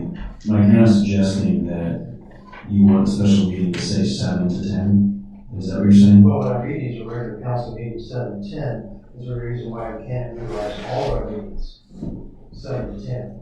Because if we finish at 9 or 8 o'clock, the meeting 7, if we say 7 to 9, we're done at 8 o'clock, we leave. Right, but I get that. I understand that for special meeting purposes, it could be any time. You could have it 2 o'clock in the afternoon, you could have it at 1 o'clock, you could have it at 5 o'clock, so. Post those, correct? Right, so that's just with regard to special meetings. So I mean, if you put it in here that says all special meetings would be from 7 to 10, you're gonna have them all at 7 to 10. Which I don't think that's the purpose that you're trying to get. Yes. So, because you just give 24-hour notice, so for example, if you had a joint session with the planning commission at 3 o'clock in the afternoon, you're gonna give 24-hour notice for a special meeting, and it's gonna be 3 to 5, or 3 to 6, or whatever it may be, as opposed to putting in your special meetings are gonna be from 7 to 10. Good point, so, good person, Yeah, so special meetings is addressed in 2.2, so it doesn't make sense to, I think it was just coincidental, by case. right, coincidental that last week's meeting was from 7 to 9, because they're a special meeting. Section 2.4 on page, doesn't have a page number at the bottom, it's like carried over to 4. So we talked a little bit earlier about workshops. I think there's a whole other discussion on what's discussed and what's asked of those. But in regards to workshops, I know some Councilmember Kennedy brought up in a previous meeting, is a workshop an official meeting where attendance is required? If so, we need to do a roll call. Sean, I don't think you your advice on that, because we don't now take a roll call for the workshop. I don't believe we said it's required. I think if we go back to this section and how it read, this section was rewritten when it came about for the 6 o'clock meetings. And you see that in the second paragraph under 2.4. The first part was just meant to just address with regard to if council members were attending or having a workshop or doing something where they weren't necessarily a quorum or taking action. I think there's still some language that obviously it's been a while, some holdover from what the previous rules had when you had standing committees before you had the 6 o'clock hour session. So, I mean, I think from the study session and workshops, it was just to allow the ability to have communications and not necessarily an official meeting, because if you had a quorum or if you had 4, then you'd have to notice it for a special meeting at least 24 hours in advance. This is also, I think, maybe potentially if there was 3 council members that were going to have a meeting with staff over something, whatever that may be. Say you're talking about a transportation issue, or you're going to talk about a finance issue, and the 3 council members are meeting with RJ over something in particular to have a session, something like that, or some committee might put together council members to address maybe item 976, and then we'll be reporting back to the council. I mean, I think that was kind of the premise behind the language, but it was never, and the intent wasn't that it was an official meeting, because if it was, it would either be during a regular meeting or special notice. That's a special meeting. So just, go ahead. So Ray, listening to what you're saying, I don't see there's any challenge with not looking at to have there's an intent to do this now. Because as you're saying, before we had started the 6 o'clock meeting, we never had a majority in any of the meetings, so there was no registration in that. But we put it in our agenda. Right. 6 o'clock is an official meeting. Right. So I've always been in favor of the same option is that we record who's there. And we can't make it, it's worth or whatever. We have that set up. So, just want to point out, Ann does reflect attendance in the minutes for a meeting workshop, it's 6 o'clock, right? So, we don't do roll call, but she does that, so. Your question. So I remember, how long have we been doing this workshop on Tuesdays now? I can't remember how many years now. I vaguely remember the discussion around that meeting that it would not be a required meeting. This 6 o'clock, we did the vote. There's a reason why we started meetings at 7. So maybe that requires, maybe continue to keep attendance, but not necessarily a full roll call. Maybe discuss that more now, or when we bring this back. Not sure. I think I'll voice my opinion on it. When we have these breakout sessions where we have I'll take the finance committee as an example. Yeah. The intent of bringing it to our Tuesday night meetings was so everybody could hear the message across the board. And that was really the intent of it. We never had protocol, if you will, that it was mandated that people attend those. So I don't want to take away from the fundamentals of what we were trying to accomplish with that by holding somebody against their ability to make it to the 6 o'clock part from the 6 to 7 as far as their attendance goes, and holding that against them from an attendance perspective. So I look at the goal that we're trying to accomplish and not try to take away from that. And the other thing I'll add, just as a final comment from me, is both paragraphs are written with a May provision, with the intent that it wasn't required and that it wasn't necessarily going to be an official meeting. So to answer your question, that was the intent of the language and why we did it that way. So we have to look at is, do we consider this the 6 o'clock the official meeting? It's an official meeting from the standpoint that it's noticed that way because it's noticed on the agenda and you have the items. Yes, but the way the rules are written gives the flexibility of whether it doesn't have to be. We also have the flexibility from 7 o'clock to 10 whenever it's really regular meeting. If a council member cannot attend, we are very flexible on why somebody can't attend. I mean, who has ever not been excused? It's a rare instance. Correct. So what is the difference of having a 6 o'clock if somebody can't make it because of work or what have you, and they're just excused? So it might be good to talk to your counterparts in other cities as well. My observation with the official workshop, yes, it's an official meeting, but it's an official workshop. We from staff really appreciate the exchange of information, the conversation. We put down basically just a very high level, this is going to give you a report, there's going to be an update on the library. But we really appreciate the interaction and the feedback that we get from the council. So to me, it's not an official meeting like a business meeting, it's an official workshop. And we like having it fluid. For instance, RJ was gone this meeting, so we moved him up and we moved Lisa back. If there was an emergency on boiling water or snow removal or a piece of equipment, we would want to use that meeting for that purpose. So I personally appreciate, and I think the staff appreciates the flexibility. As far as roll call, we don't do a formal roll call, but we do know who is there. So. And we don't take any action during this meeting either. No, the language specifically says if there's going to be action, it will be handled during the regular meeting. So it sounds to me like, we leave it as it is, take the unofficial roll call. And we do obviously have roll call spelled out in section 4 of the regular session. Of course. Regarding the status of the workshops, would it be appropriate to have a formal roll call conducted by the mayor and mayor pro tem, whoever's in attendance? However, that official roll call is for name only. If you're not here, you're not here. It doesn't count against your unclassified leaves for a reason. Does that make sense? That's fair. Mike, what do you think? I'm good with that. And I think we could just do that as from a policy perspective. I mean, I think Ian's already taken the purpose for that and to just add it at the beginning of the meeting. So I think that's right. Thank you.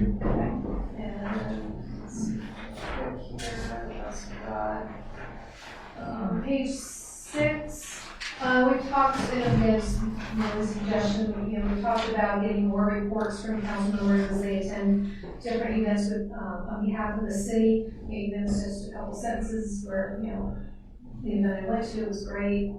I encourage you. But so I'd like to suggest some additional verbiage in the report section, whether it's mayor and council members must report on council committee on any event attended as a city representative. Again, not sure about the verbiage, but I think we'd like to really encourage people to report back on the activities they're having. And this is a little bit of holdover frustration from our past administration, where I know Mayor Peterson, we attended a lot of meetings and things like that we never heard about. So this is kind of encouraging the communication and keeping our fellow council members up to date. I would like to interject there. Sure. I'm really not in favor of the must. Okay. Mayor and council members are encouraged to report that. I'm going to use myself for example. I went to over 100 meetings last year. Okay?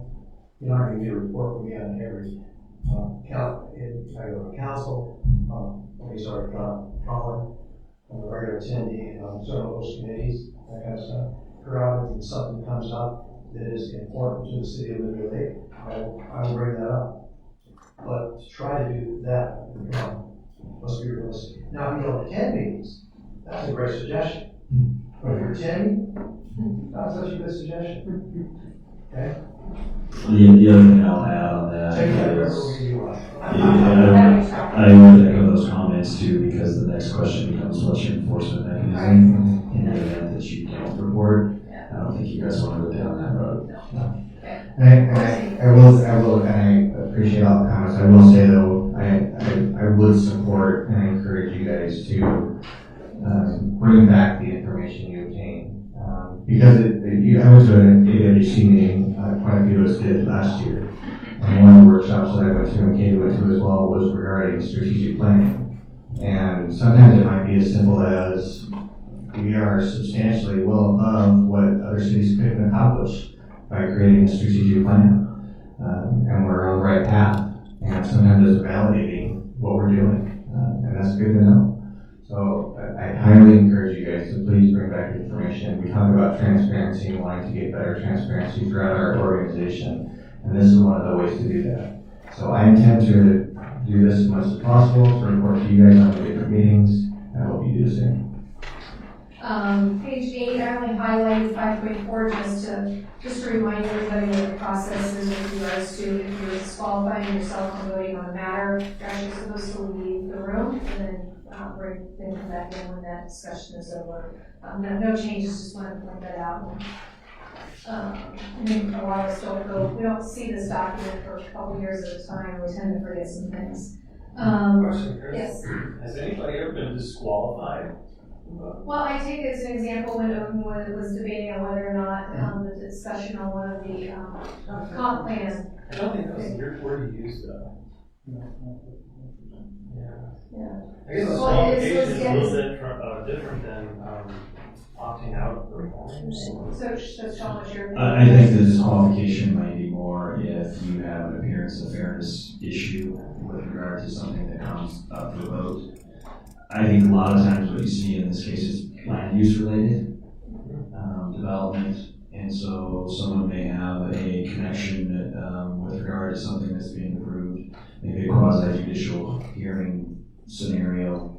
I think historically, as long as I can hear, those would probably be the ones that would be at the top of the list if you're going to see something. But I think those are probably, the appearance of fairness doctrine that comes into play as whether someone will have a conflict with regard to what's before the council to be voted on and a decision made would probably be the number one scenario. And if you recall, anytime that there was a discussion from the executive sessions regarding law enforcement, I always recuse myself from those executive sessions.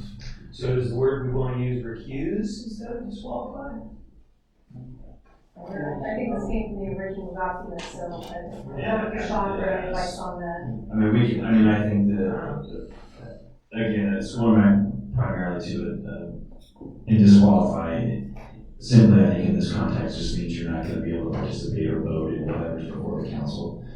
We can certainly use recuse or other language relative to that or similar to that language. And I think we would always defer to you for direction on that when the time came. I always thought it was appropriate if that's the case, the individual simply remove the side of the dais only for that period of time. Right, that's They what can it sit, says. they can sit in the audience or sit in their car wherever they want to, and then once it's decided to come back up. I think the benefit of that is because then it's not confusing. Let's say if I excuse myself for something, and I'm sitting here while you guys are discussing it, I'm going, Good point. Because I have observed that in the past, and when it happened, it distracted me, so I thought, well, that's kind of inappropriate. So it would have been best the person would have left that. And that's what it calls for. Right, and the intent is even though you may not be verbally participating, but maybe you're nonverbal or telling a different story as well. So that's what the language is referred to. Page 9, there's a couple instances where it calls for the requirement of the address. I put a question mark under the public hearing section, where Sean, I don't know if an address is required during public hearings. I know we've taken it out for citizen comments, but I didn't know if there was some sort of RCW issue with regards to address for the public hearings. So, what do you prefer? I think we just basically taken address out of everything that we had. That's what I thought. I think there's anything that we have with regard to address, and this is probably something that was not in the can remove. And I think we should, maybe we replace replace it to with, are you a resident of the city of Liberty Lake, so we need to replace it with that. Okay.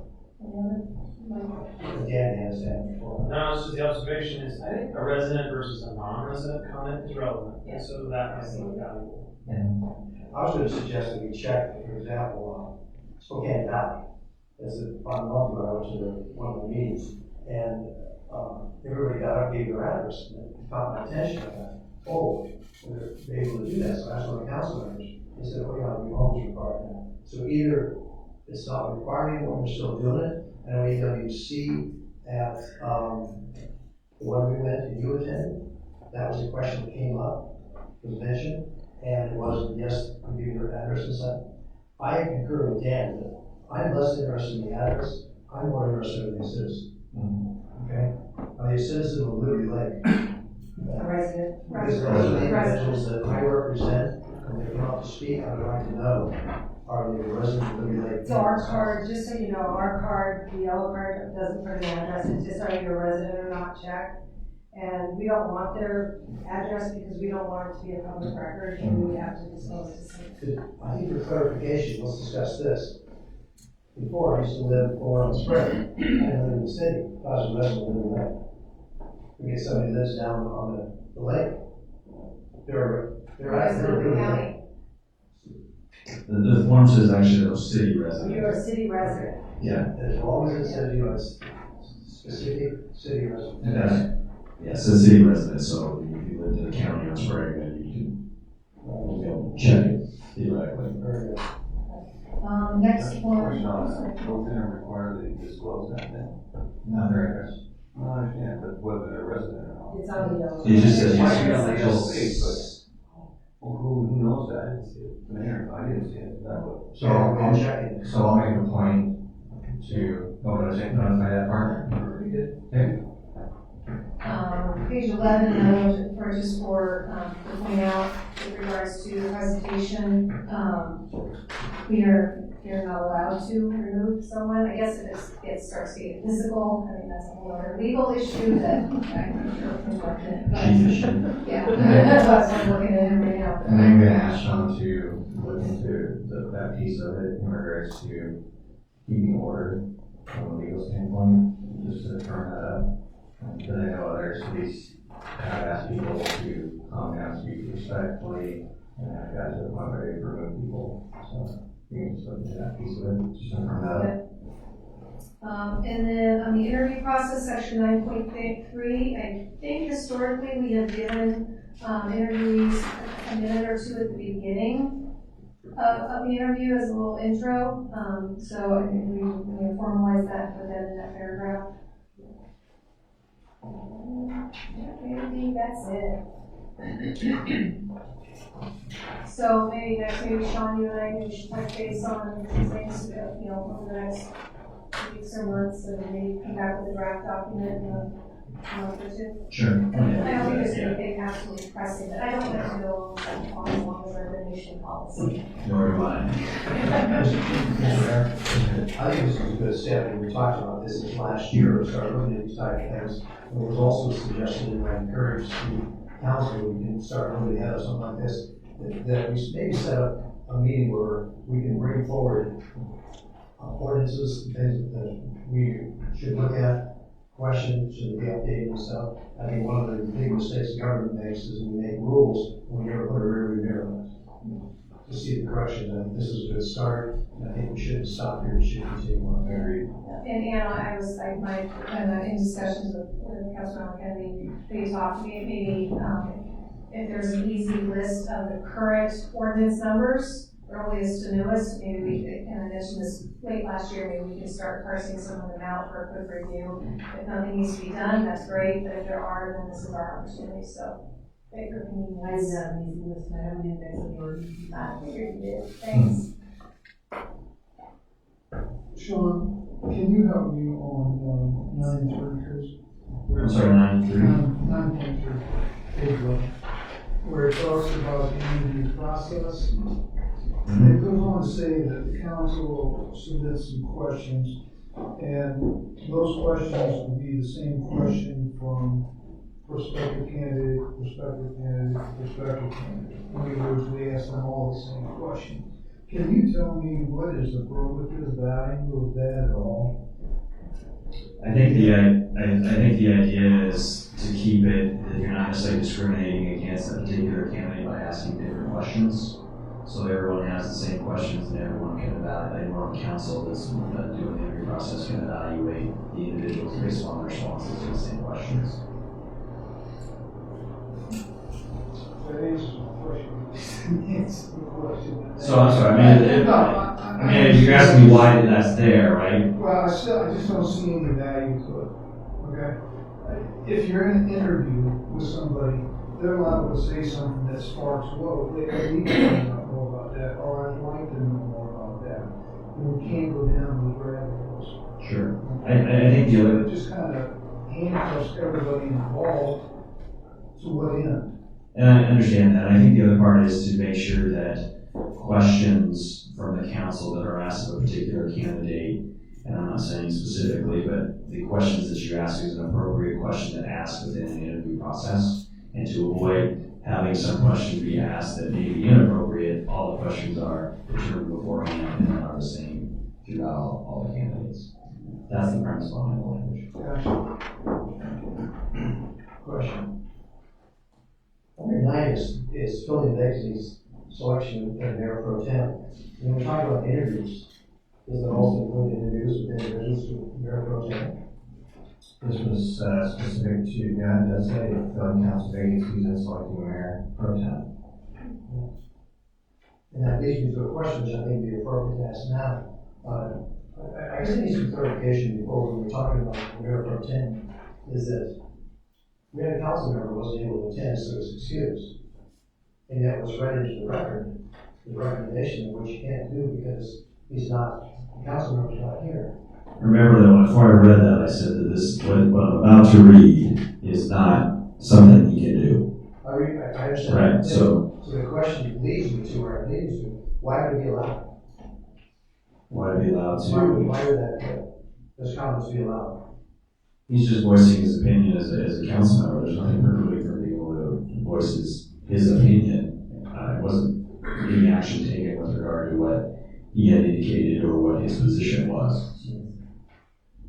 Okay. Well, 2 things I was gonna point out. One is, Chris, you your pages switched, so the 9, 11, 10, 12. Sorry, that explains the mayor pro tem issue. But I think the selection of the mayor pro tem it starts on 9.1. Yeah. Okay, then it goes 9.5 and then 9.6. But it does say 9.3, reference to the interview process. It does. Under the mayor pro tem. Filling council vacancies and selecting the mayor pro tem, which is all combined under section 9.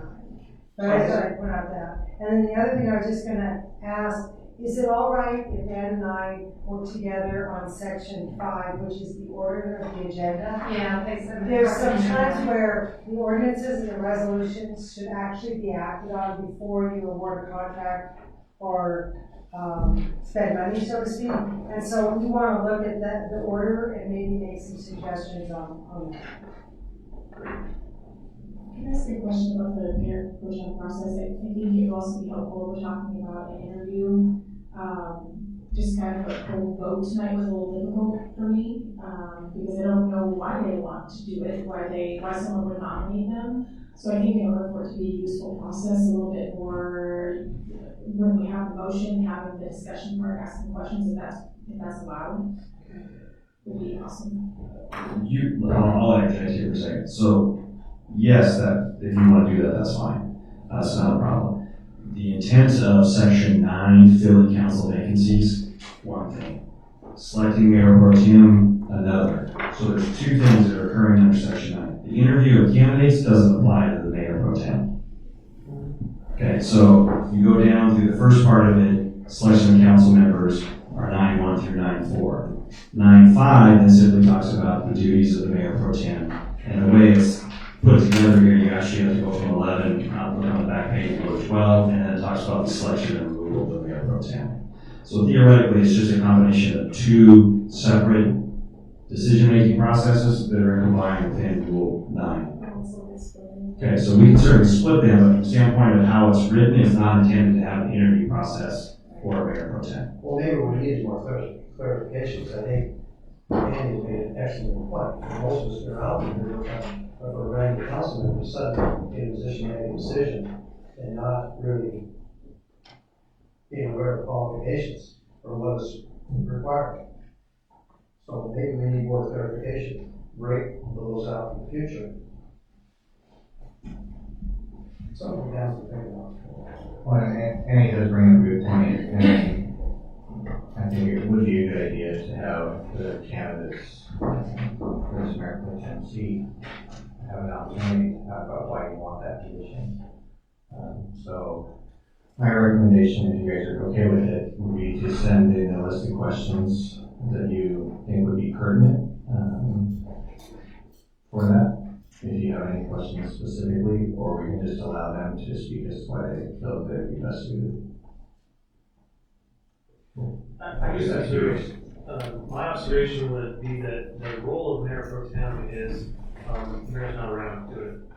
And it's pretty clear in 9.5, and so as far as what qualifications and responsibilities and duties and all that,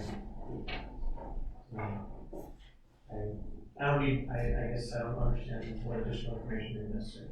I value the notion that people have been observed in their actions and in their discourse, and that whether or not you remember the council or not, maybe you kind of maybe some people are understanding. At least insofar as if the person isn't here. I'm good with more interviews if that's cool, but yeah, it isn't necessary. Well, nothing would preclude in a situation where, so for example, Mike's nominated, Chris is nominated this evening, if Shane's saying, can you just tell council why you want the position? And handle it that way before you vote. I must admit, it's difficult for me to even ask this question, because I'm one of the two who would be running for it. So it puts me in a comfortable position. But I can assure you one thing, if I wasn't one of the two, I would be asking, why do you want this position? Or what do you plan on doing with it? What are your qualifications? And moving forward.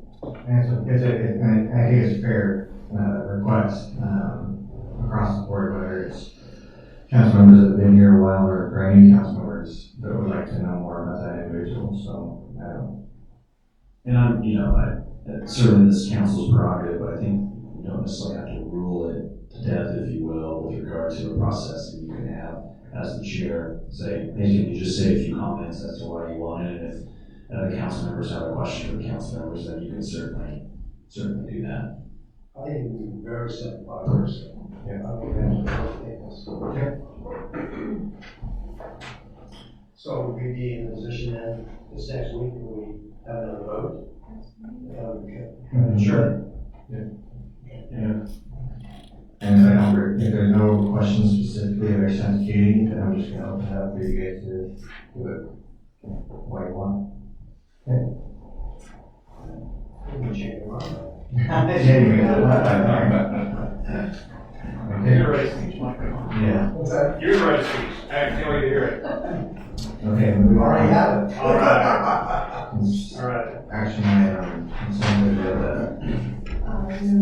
Action item A, consent agenda number 1 and 2, to approve January 7, 2020 city council minutes and approve December 31st, 2019 vouchers in the amount of $110,592.64. And the December payroll benefits and quarterlies in the amount of $372,553.02.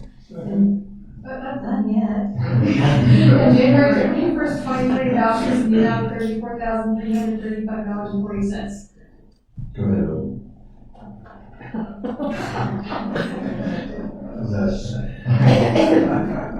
Any questions or comments? Yes, I have a couple questions. Let's see here. Item number 5338 on page 35 of 106 in your packet. Sorry, what was the page number? 35 of 106 if you're going by the overall PDF. Page 3 of the consent agenda. So that's Spokane County Treasurer. Yes, can you tell me what that's all about, Spokane County Treasurer, voter registration equipment? So is it for approximately $8,000? Is it for? $11,646. So what they do is the Spokane County Elections Office takes all the voters in Spokane County, counts how many people voted in each jurisdiction, and sends us a bill, and that's our bill. We'll stop encouraging high voter turnout. Can you explain what is it Spokane? And let me clarify, it's registered voters, so even if you don't vote, if you're registered, we pay for your fee. Registered. Yeah, so even if you don't vote, it's based on the number of registered voters in each jurisdiction. And the short, can you tell me what Visit Spokane is? That is the economic development arm of Spokane. They're located downtown, they put conventions and the like together, they recruit receptions and conventions in your town, and we contribute so many dollars to them. I believe our contribution is through the hotel motel. So is this a one-time payment? Yes. Because it's $23,000. And they also do a website And, okay, thank you. Next. General business? Okay. Oh, sorry, we didn't. We're gonna wait for the lights to come back. Of course, you guys did that. Yeah, we have one. Yes, go ahead. All in favor? Aye. Opposed? New general business B, number 2, authorize the mayor to sign the agreement with the Splash/Lick Enterprises. Second. Second. Discussion?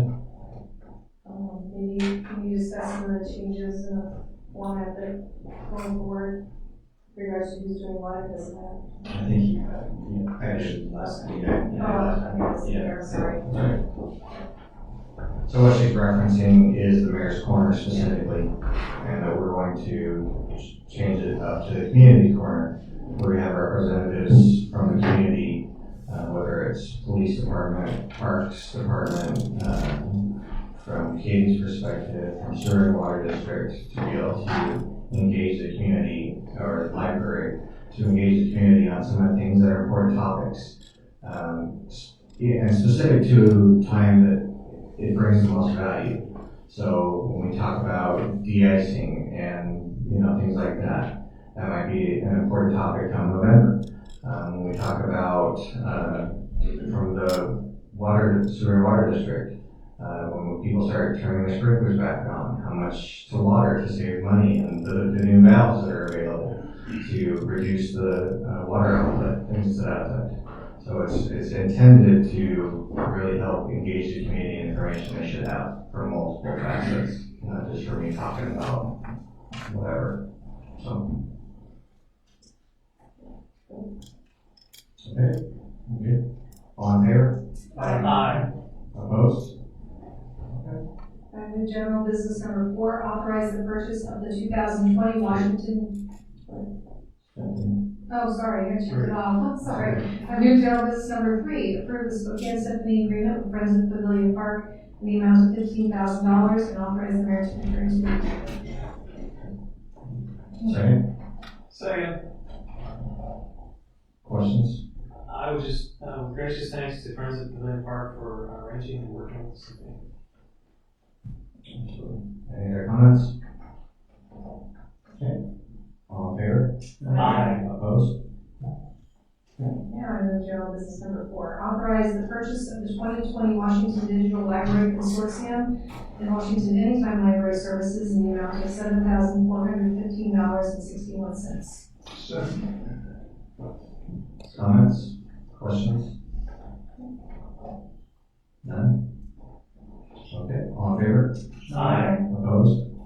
And number 5 is removing, so I move general business number 6, approve the right-of-way dedication agreement for Indiana Avenue and authorize the mayor to execute the right-of-way dedication agreement. Comments? All in favor? Aye. Opposed? All right, new general business number 7, delegate authority to the mayor to execute the Transportation Improvement Board consultant agreement for the Liberty Lake Road Preservation Project in the amount of $57,725.73. Second. Comments? Yes. I'm curious, under extra services, why geotech evaluation, design of guardrail and stormwater design is not part of their package. This is an overlay project, Liberty Lake Road from Chevron down to about Sprague Avenue. That is a good question.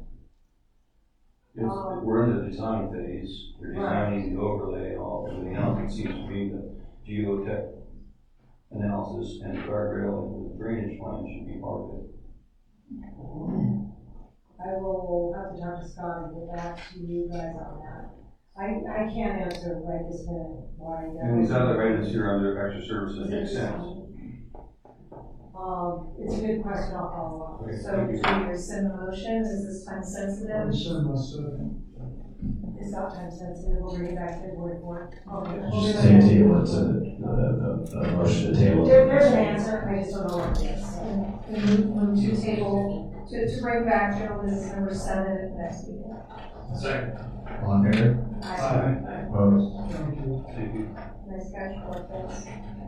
Move general business number 8, approve Pavilion Park mural donation agreement to accept a donation of $6,250 from Ross and Kelly J. Schneidmiller and authorize the mayor to sign the donation agreement.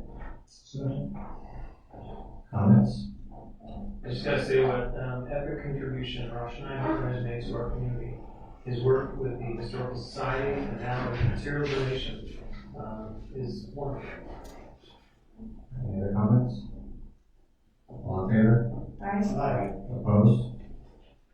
Okay. Resolution. City of Liberty Lake, Spokane County, Washington, resolution number 20-264. A resolution of the City of Liberty Lake, Washington, providing for the appointment to the Spokane Transit Authority Board pursuant to City of Liberty Lake resolution number 02-40. Move resolution number 20-264. Second. Discussion? Yes. Seems I'm the brunt of this discussion. What's automatically assumed is I've been there for the last 2 years that I would do it again. And I certainly expressed yes that I would. But I think it's very important that something like that, let's just don't assume and jump into this vote. That needs to be opened up to all the council members, not just I happen to be the one who's going to be able to fill it. My time schedule is always where I can attend that. I've attended 98% of all their meetings. I would continue to do that. But I think it's critically important that all the council has the opportunity to say, I have an interest in that. Let's just don't get in the habit of let Mikey do it. Mikey's right. I have one question. All right. Will this be a voting position this year? No. So last year wasn't either. No. But I'd like to make a comment on that if I can, because the way it's set up for 5 small cities, that they have one vote among the 5. And I think we're coming up a couple years down the road. And generally what someone looked at is that whoever has the vote, they would someone attend the meeting. But what's happening is we have individuals that don't even attend the meeting who have the vote. And their alternate was within that city who doesn't attend the meeting. So my recommendation last year to the board, I recommended to take into consideration that if they can attend, let the alternate be of another city, preferably the next city that's coming up. And the benefit is to keep them involved. I've had individuals say to me, we're not going to have a vote for 5 years on the road. Why do you even go? Well, why not go? If we only go when we have a vote, then we're not prepared to see what they're doing or what we're going to do there. So it's important to do that. So recently they did change that, and now the way it operates, if Medical Lake, for example, has a vote, they're not able to attend, so it goes to the next available mayor of one of those 5 cities. And I really support that. So at this point, I'd simply poll the council themselves, if anybody has an interest of representing us at this board. I know for me, this schedule doesn't permit, but I think I'd still be willing to serve as an alternate if needed. Thank you for your service, Mike, and if you want me to stand in, I'm happy to help. You can do it for 4 years until the vote year, then you can be off. That's what I'll say. I just think the start also, alternative, somebody can attend, that's great. Chris has been doing that, and Chris, my God, gets involved as much as possible with anybody else. But if you can't attend, that kind of, it's almost better not to have that fit. It's easy to be an alternate to someone who's gone to 98% of the meetings. Rich, that's going to change very quickly. Any further comments? Okay, all in favor? Aye. Opposed? We got it. Yeah, you sure you don't want to oppose? You have your shot. City of Liberty Lake, Spokane County, Washington, resolution number 20-265. A resolution of the City of Liberty Lake, Washington, providing for appointments to the Spokane Regional Transportation Council's Board of Directors. Move resolution 20-265. Second. Discussion? Just as in my calendar, Shane, let me know if you can't make it. All in favor? I'm sorry, I lost. I am appointed in this resolution as an alternate. I'm just saying, let me know, a day or two in advance if you're not going to make it. It is in the resolution. That's what's in the resolution. We haven't had a vote on it, so I just wondered how you got it, that's all. You came up with the last meeting as to the was interested. Yeah, but we didn't vote on that. It came from this lady, that you should be on it, and you said, yeah, I'll do it. That's not a vote. And I don't mind being on it, don't get me wrong, I just want the process. Is there anyone else that would like to be on No. I'm already on transportation. That being said, all in favor? Aye. Opposed? Okay. First reading ordinance? Ordinance number 264B, City of Liberty Lake, Spokane County, Washington. An ordinance amending ordinance number 264 passed by the City Council on December 17, 2019, entitled, An Ordinance of the City of Liberty Lake, Washington, adopting a budget for the period January 1, 2020 through December 31, 2020, appropriating funds and establishing salary schedules for established positions.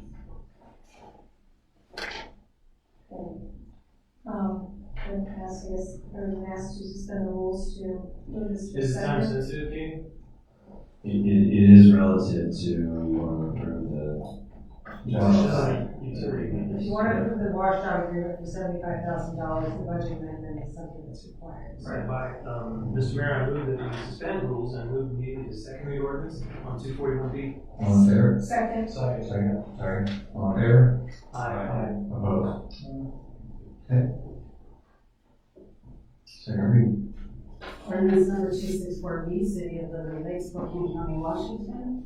An ordinance amending ordinance number 264 passed by the City Council on December 17, 2019, entitled, An Ordinance of the City of Liberty Lake, Washington, adopting a budget for the period January 1, 2020 through December 31, 2020, appropriating funds and establishing salary schedules for established positions. And ordinance number 264B. Second. Question, Comments? do we have any idea where this money's coming from? Yes. I wish RJ was here to answer this question. So last week we approved $1.4 million for the design work to Lochner, and it's coming from the same fund. I don't know my fund numbers like RJ has, but it's the same money allocation from the same source, and it's all reimbursable for tip and it's a credit for this system. So I wish I'm not gonna make up an answer, but that's all I know. It's from the same fund. So it's not the same money, but from the same fund. Thank you. The exhibit shows this from professional services. Is it 511? 513-10-4100. So it's the same fund as what we used last week for the design. And we have no notion that this would be coming up later as an unfunded source? We knew that it was going to come up as an unfunded source. We did not know the dollar amount. We had to wait for WashDOT to get the dollar amount. And RJ and I have this unspoken agreement that we don't put numbers in the budget unless they're valid. To pay it up to a certain amount without coming back. For the sake of transparency, obviously, we're gonna bring it back to you. Anything over 75,000. Yeah, we'll come back. Citizen comments regarding ordinance number 264B. Hearing none, no further comments from the council. Councilmember Weinberg, any further? No, I'm finished. Councilmember Dunn. 264B. Read it twice. Councilmember Dunn. Any further? Nope. Councilmember Porter? Nope. Councilmember Kennedy? No. All in favor, please indicate by raising your right hand. All opposed? Show the record 6 out of 6. Okay. Now, on the general business key number 5, authorize the mayor to sign the agreement with the Washington State Department of Transportation, WashDOT, to pay review fees in the amount of up to $75,000. Second. All in favor? Aye. Opposed? Okay, continuing on with first read ordinance. Ordinance number 241B, City of Liberty Lake, Spokane County, Washington. An ordinance of the City of Liberty Lake, Washington, amending ordinance number 241A of the City of Liberty Lake, regulating public rights of way activity within the City of Liberty Lake. Second. It's a first read. Introduction of upcoming agenda items.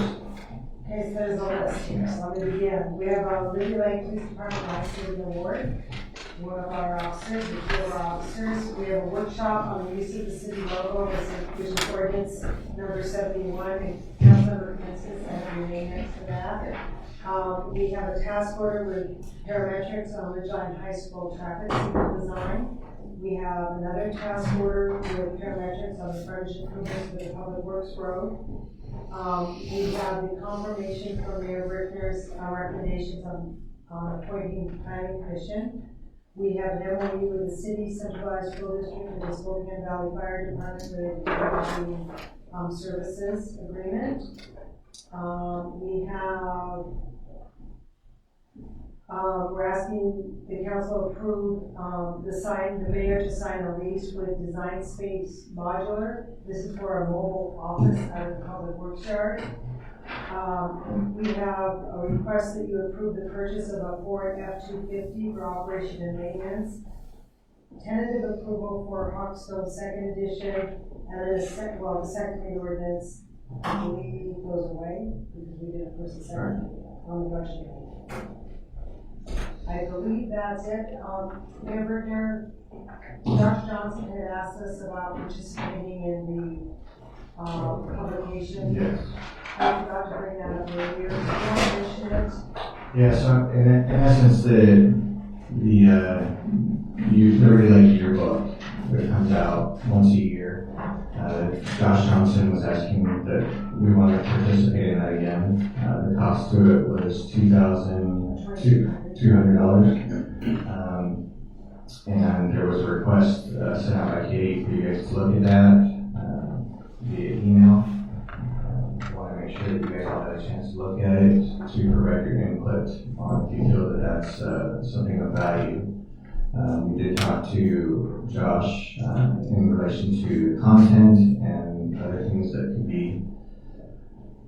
put on this in the yearbook from our perspective.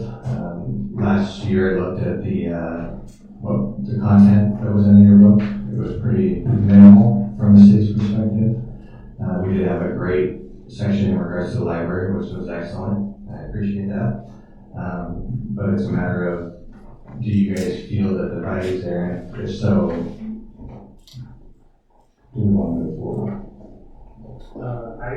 I would like to move forward with it. I think the efforts of Josh to create community by printing the publication is important, and our visible participation is important.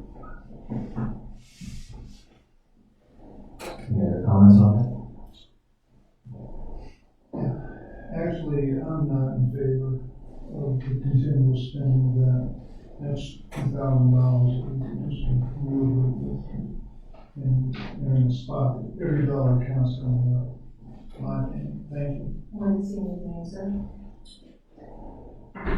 His goal was sometime in February for them to get it published.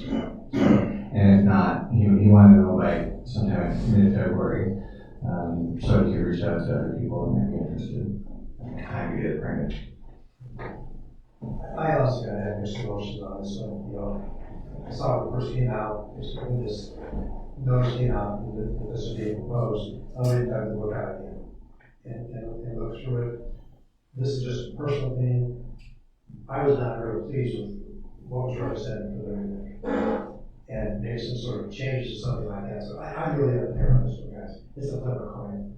I look at it and I go, what's the real value? Josh Johnson is a great asset to the city. What he does is excellent. I look at that and I go, I really enjoy it.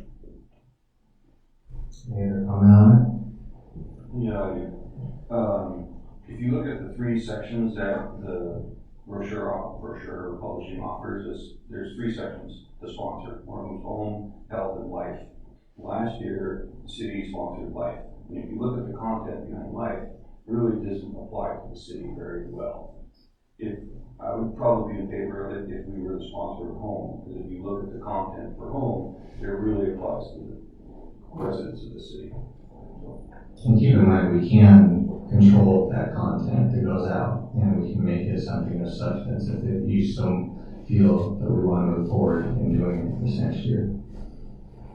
I'm just taking a look at it and let you know by email this week. Is that okay? So if you haven't had a chance to look at it, I would encourage you to, because I'll speak on for myself. I would agree with Councilmember Kennedy. The content was pretty minuscule and it didn't bring a ton of value to the city in relation to what was printed. Again, we can control that content. So if you guys get a chance to look at it, we'll reconvene on it and make a decision at the next council meeting. Okay? Any further comments? Thank you, Kate. Citizen comments.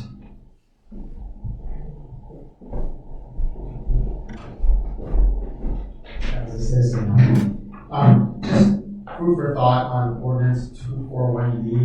And just elephant in the room, I know that we've had some disagreements with the district and the city on who should pay for what. If a plow, it's an animal, so that's out there, you know, but all I want to say is, at the end of the day, it's all the same people paying, because I said earlier, it's all cost driven. You guys don't pay your tax, your dividends or shareholders, and like that, so we're all on the same boat. So as we think about how to work through this, I think we should keep in mind that wherever we do should be wherever is the most efficient and cost-effective way to deal with this issue, regardless of, you know, all this other stuff going on. So just go ahead. Thanks. Any further citizen comments?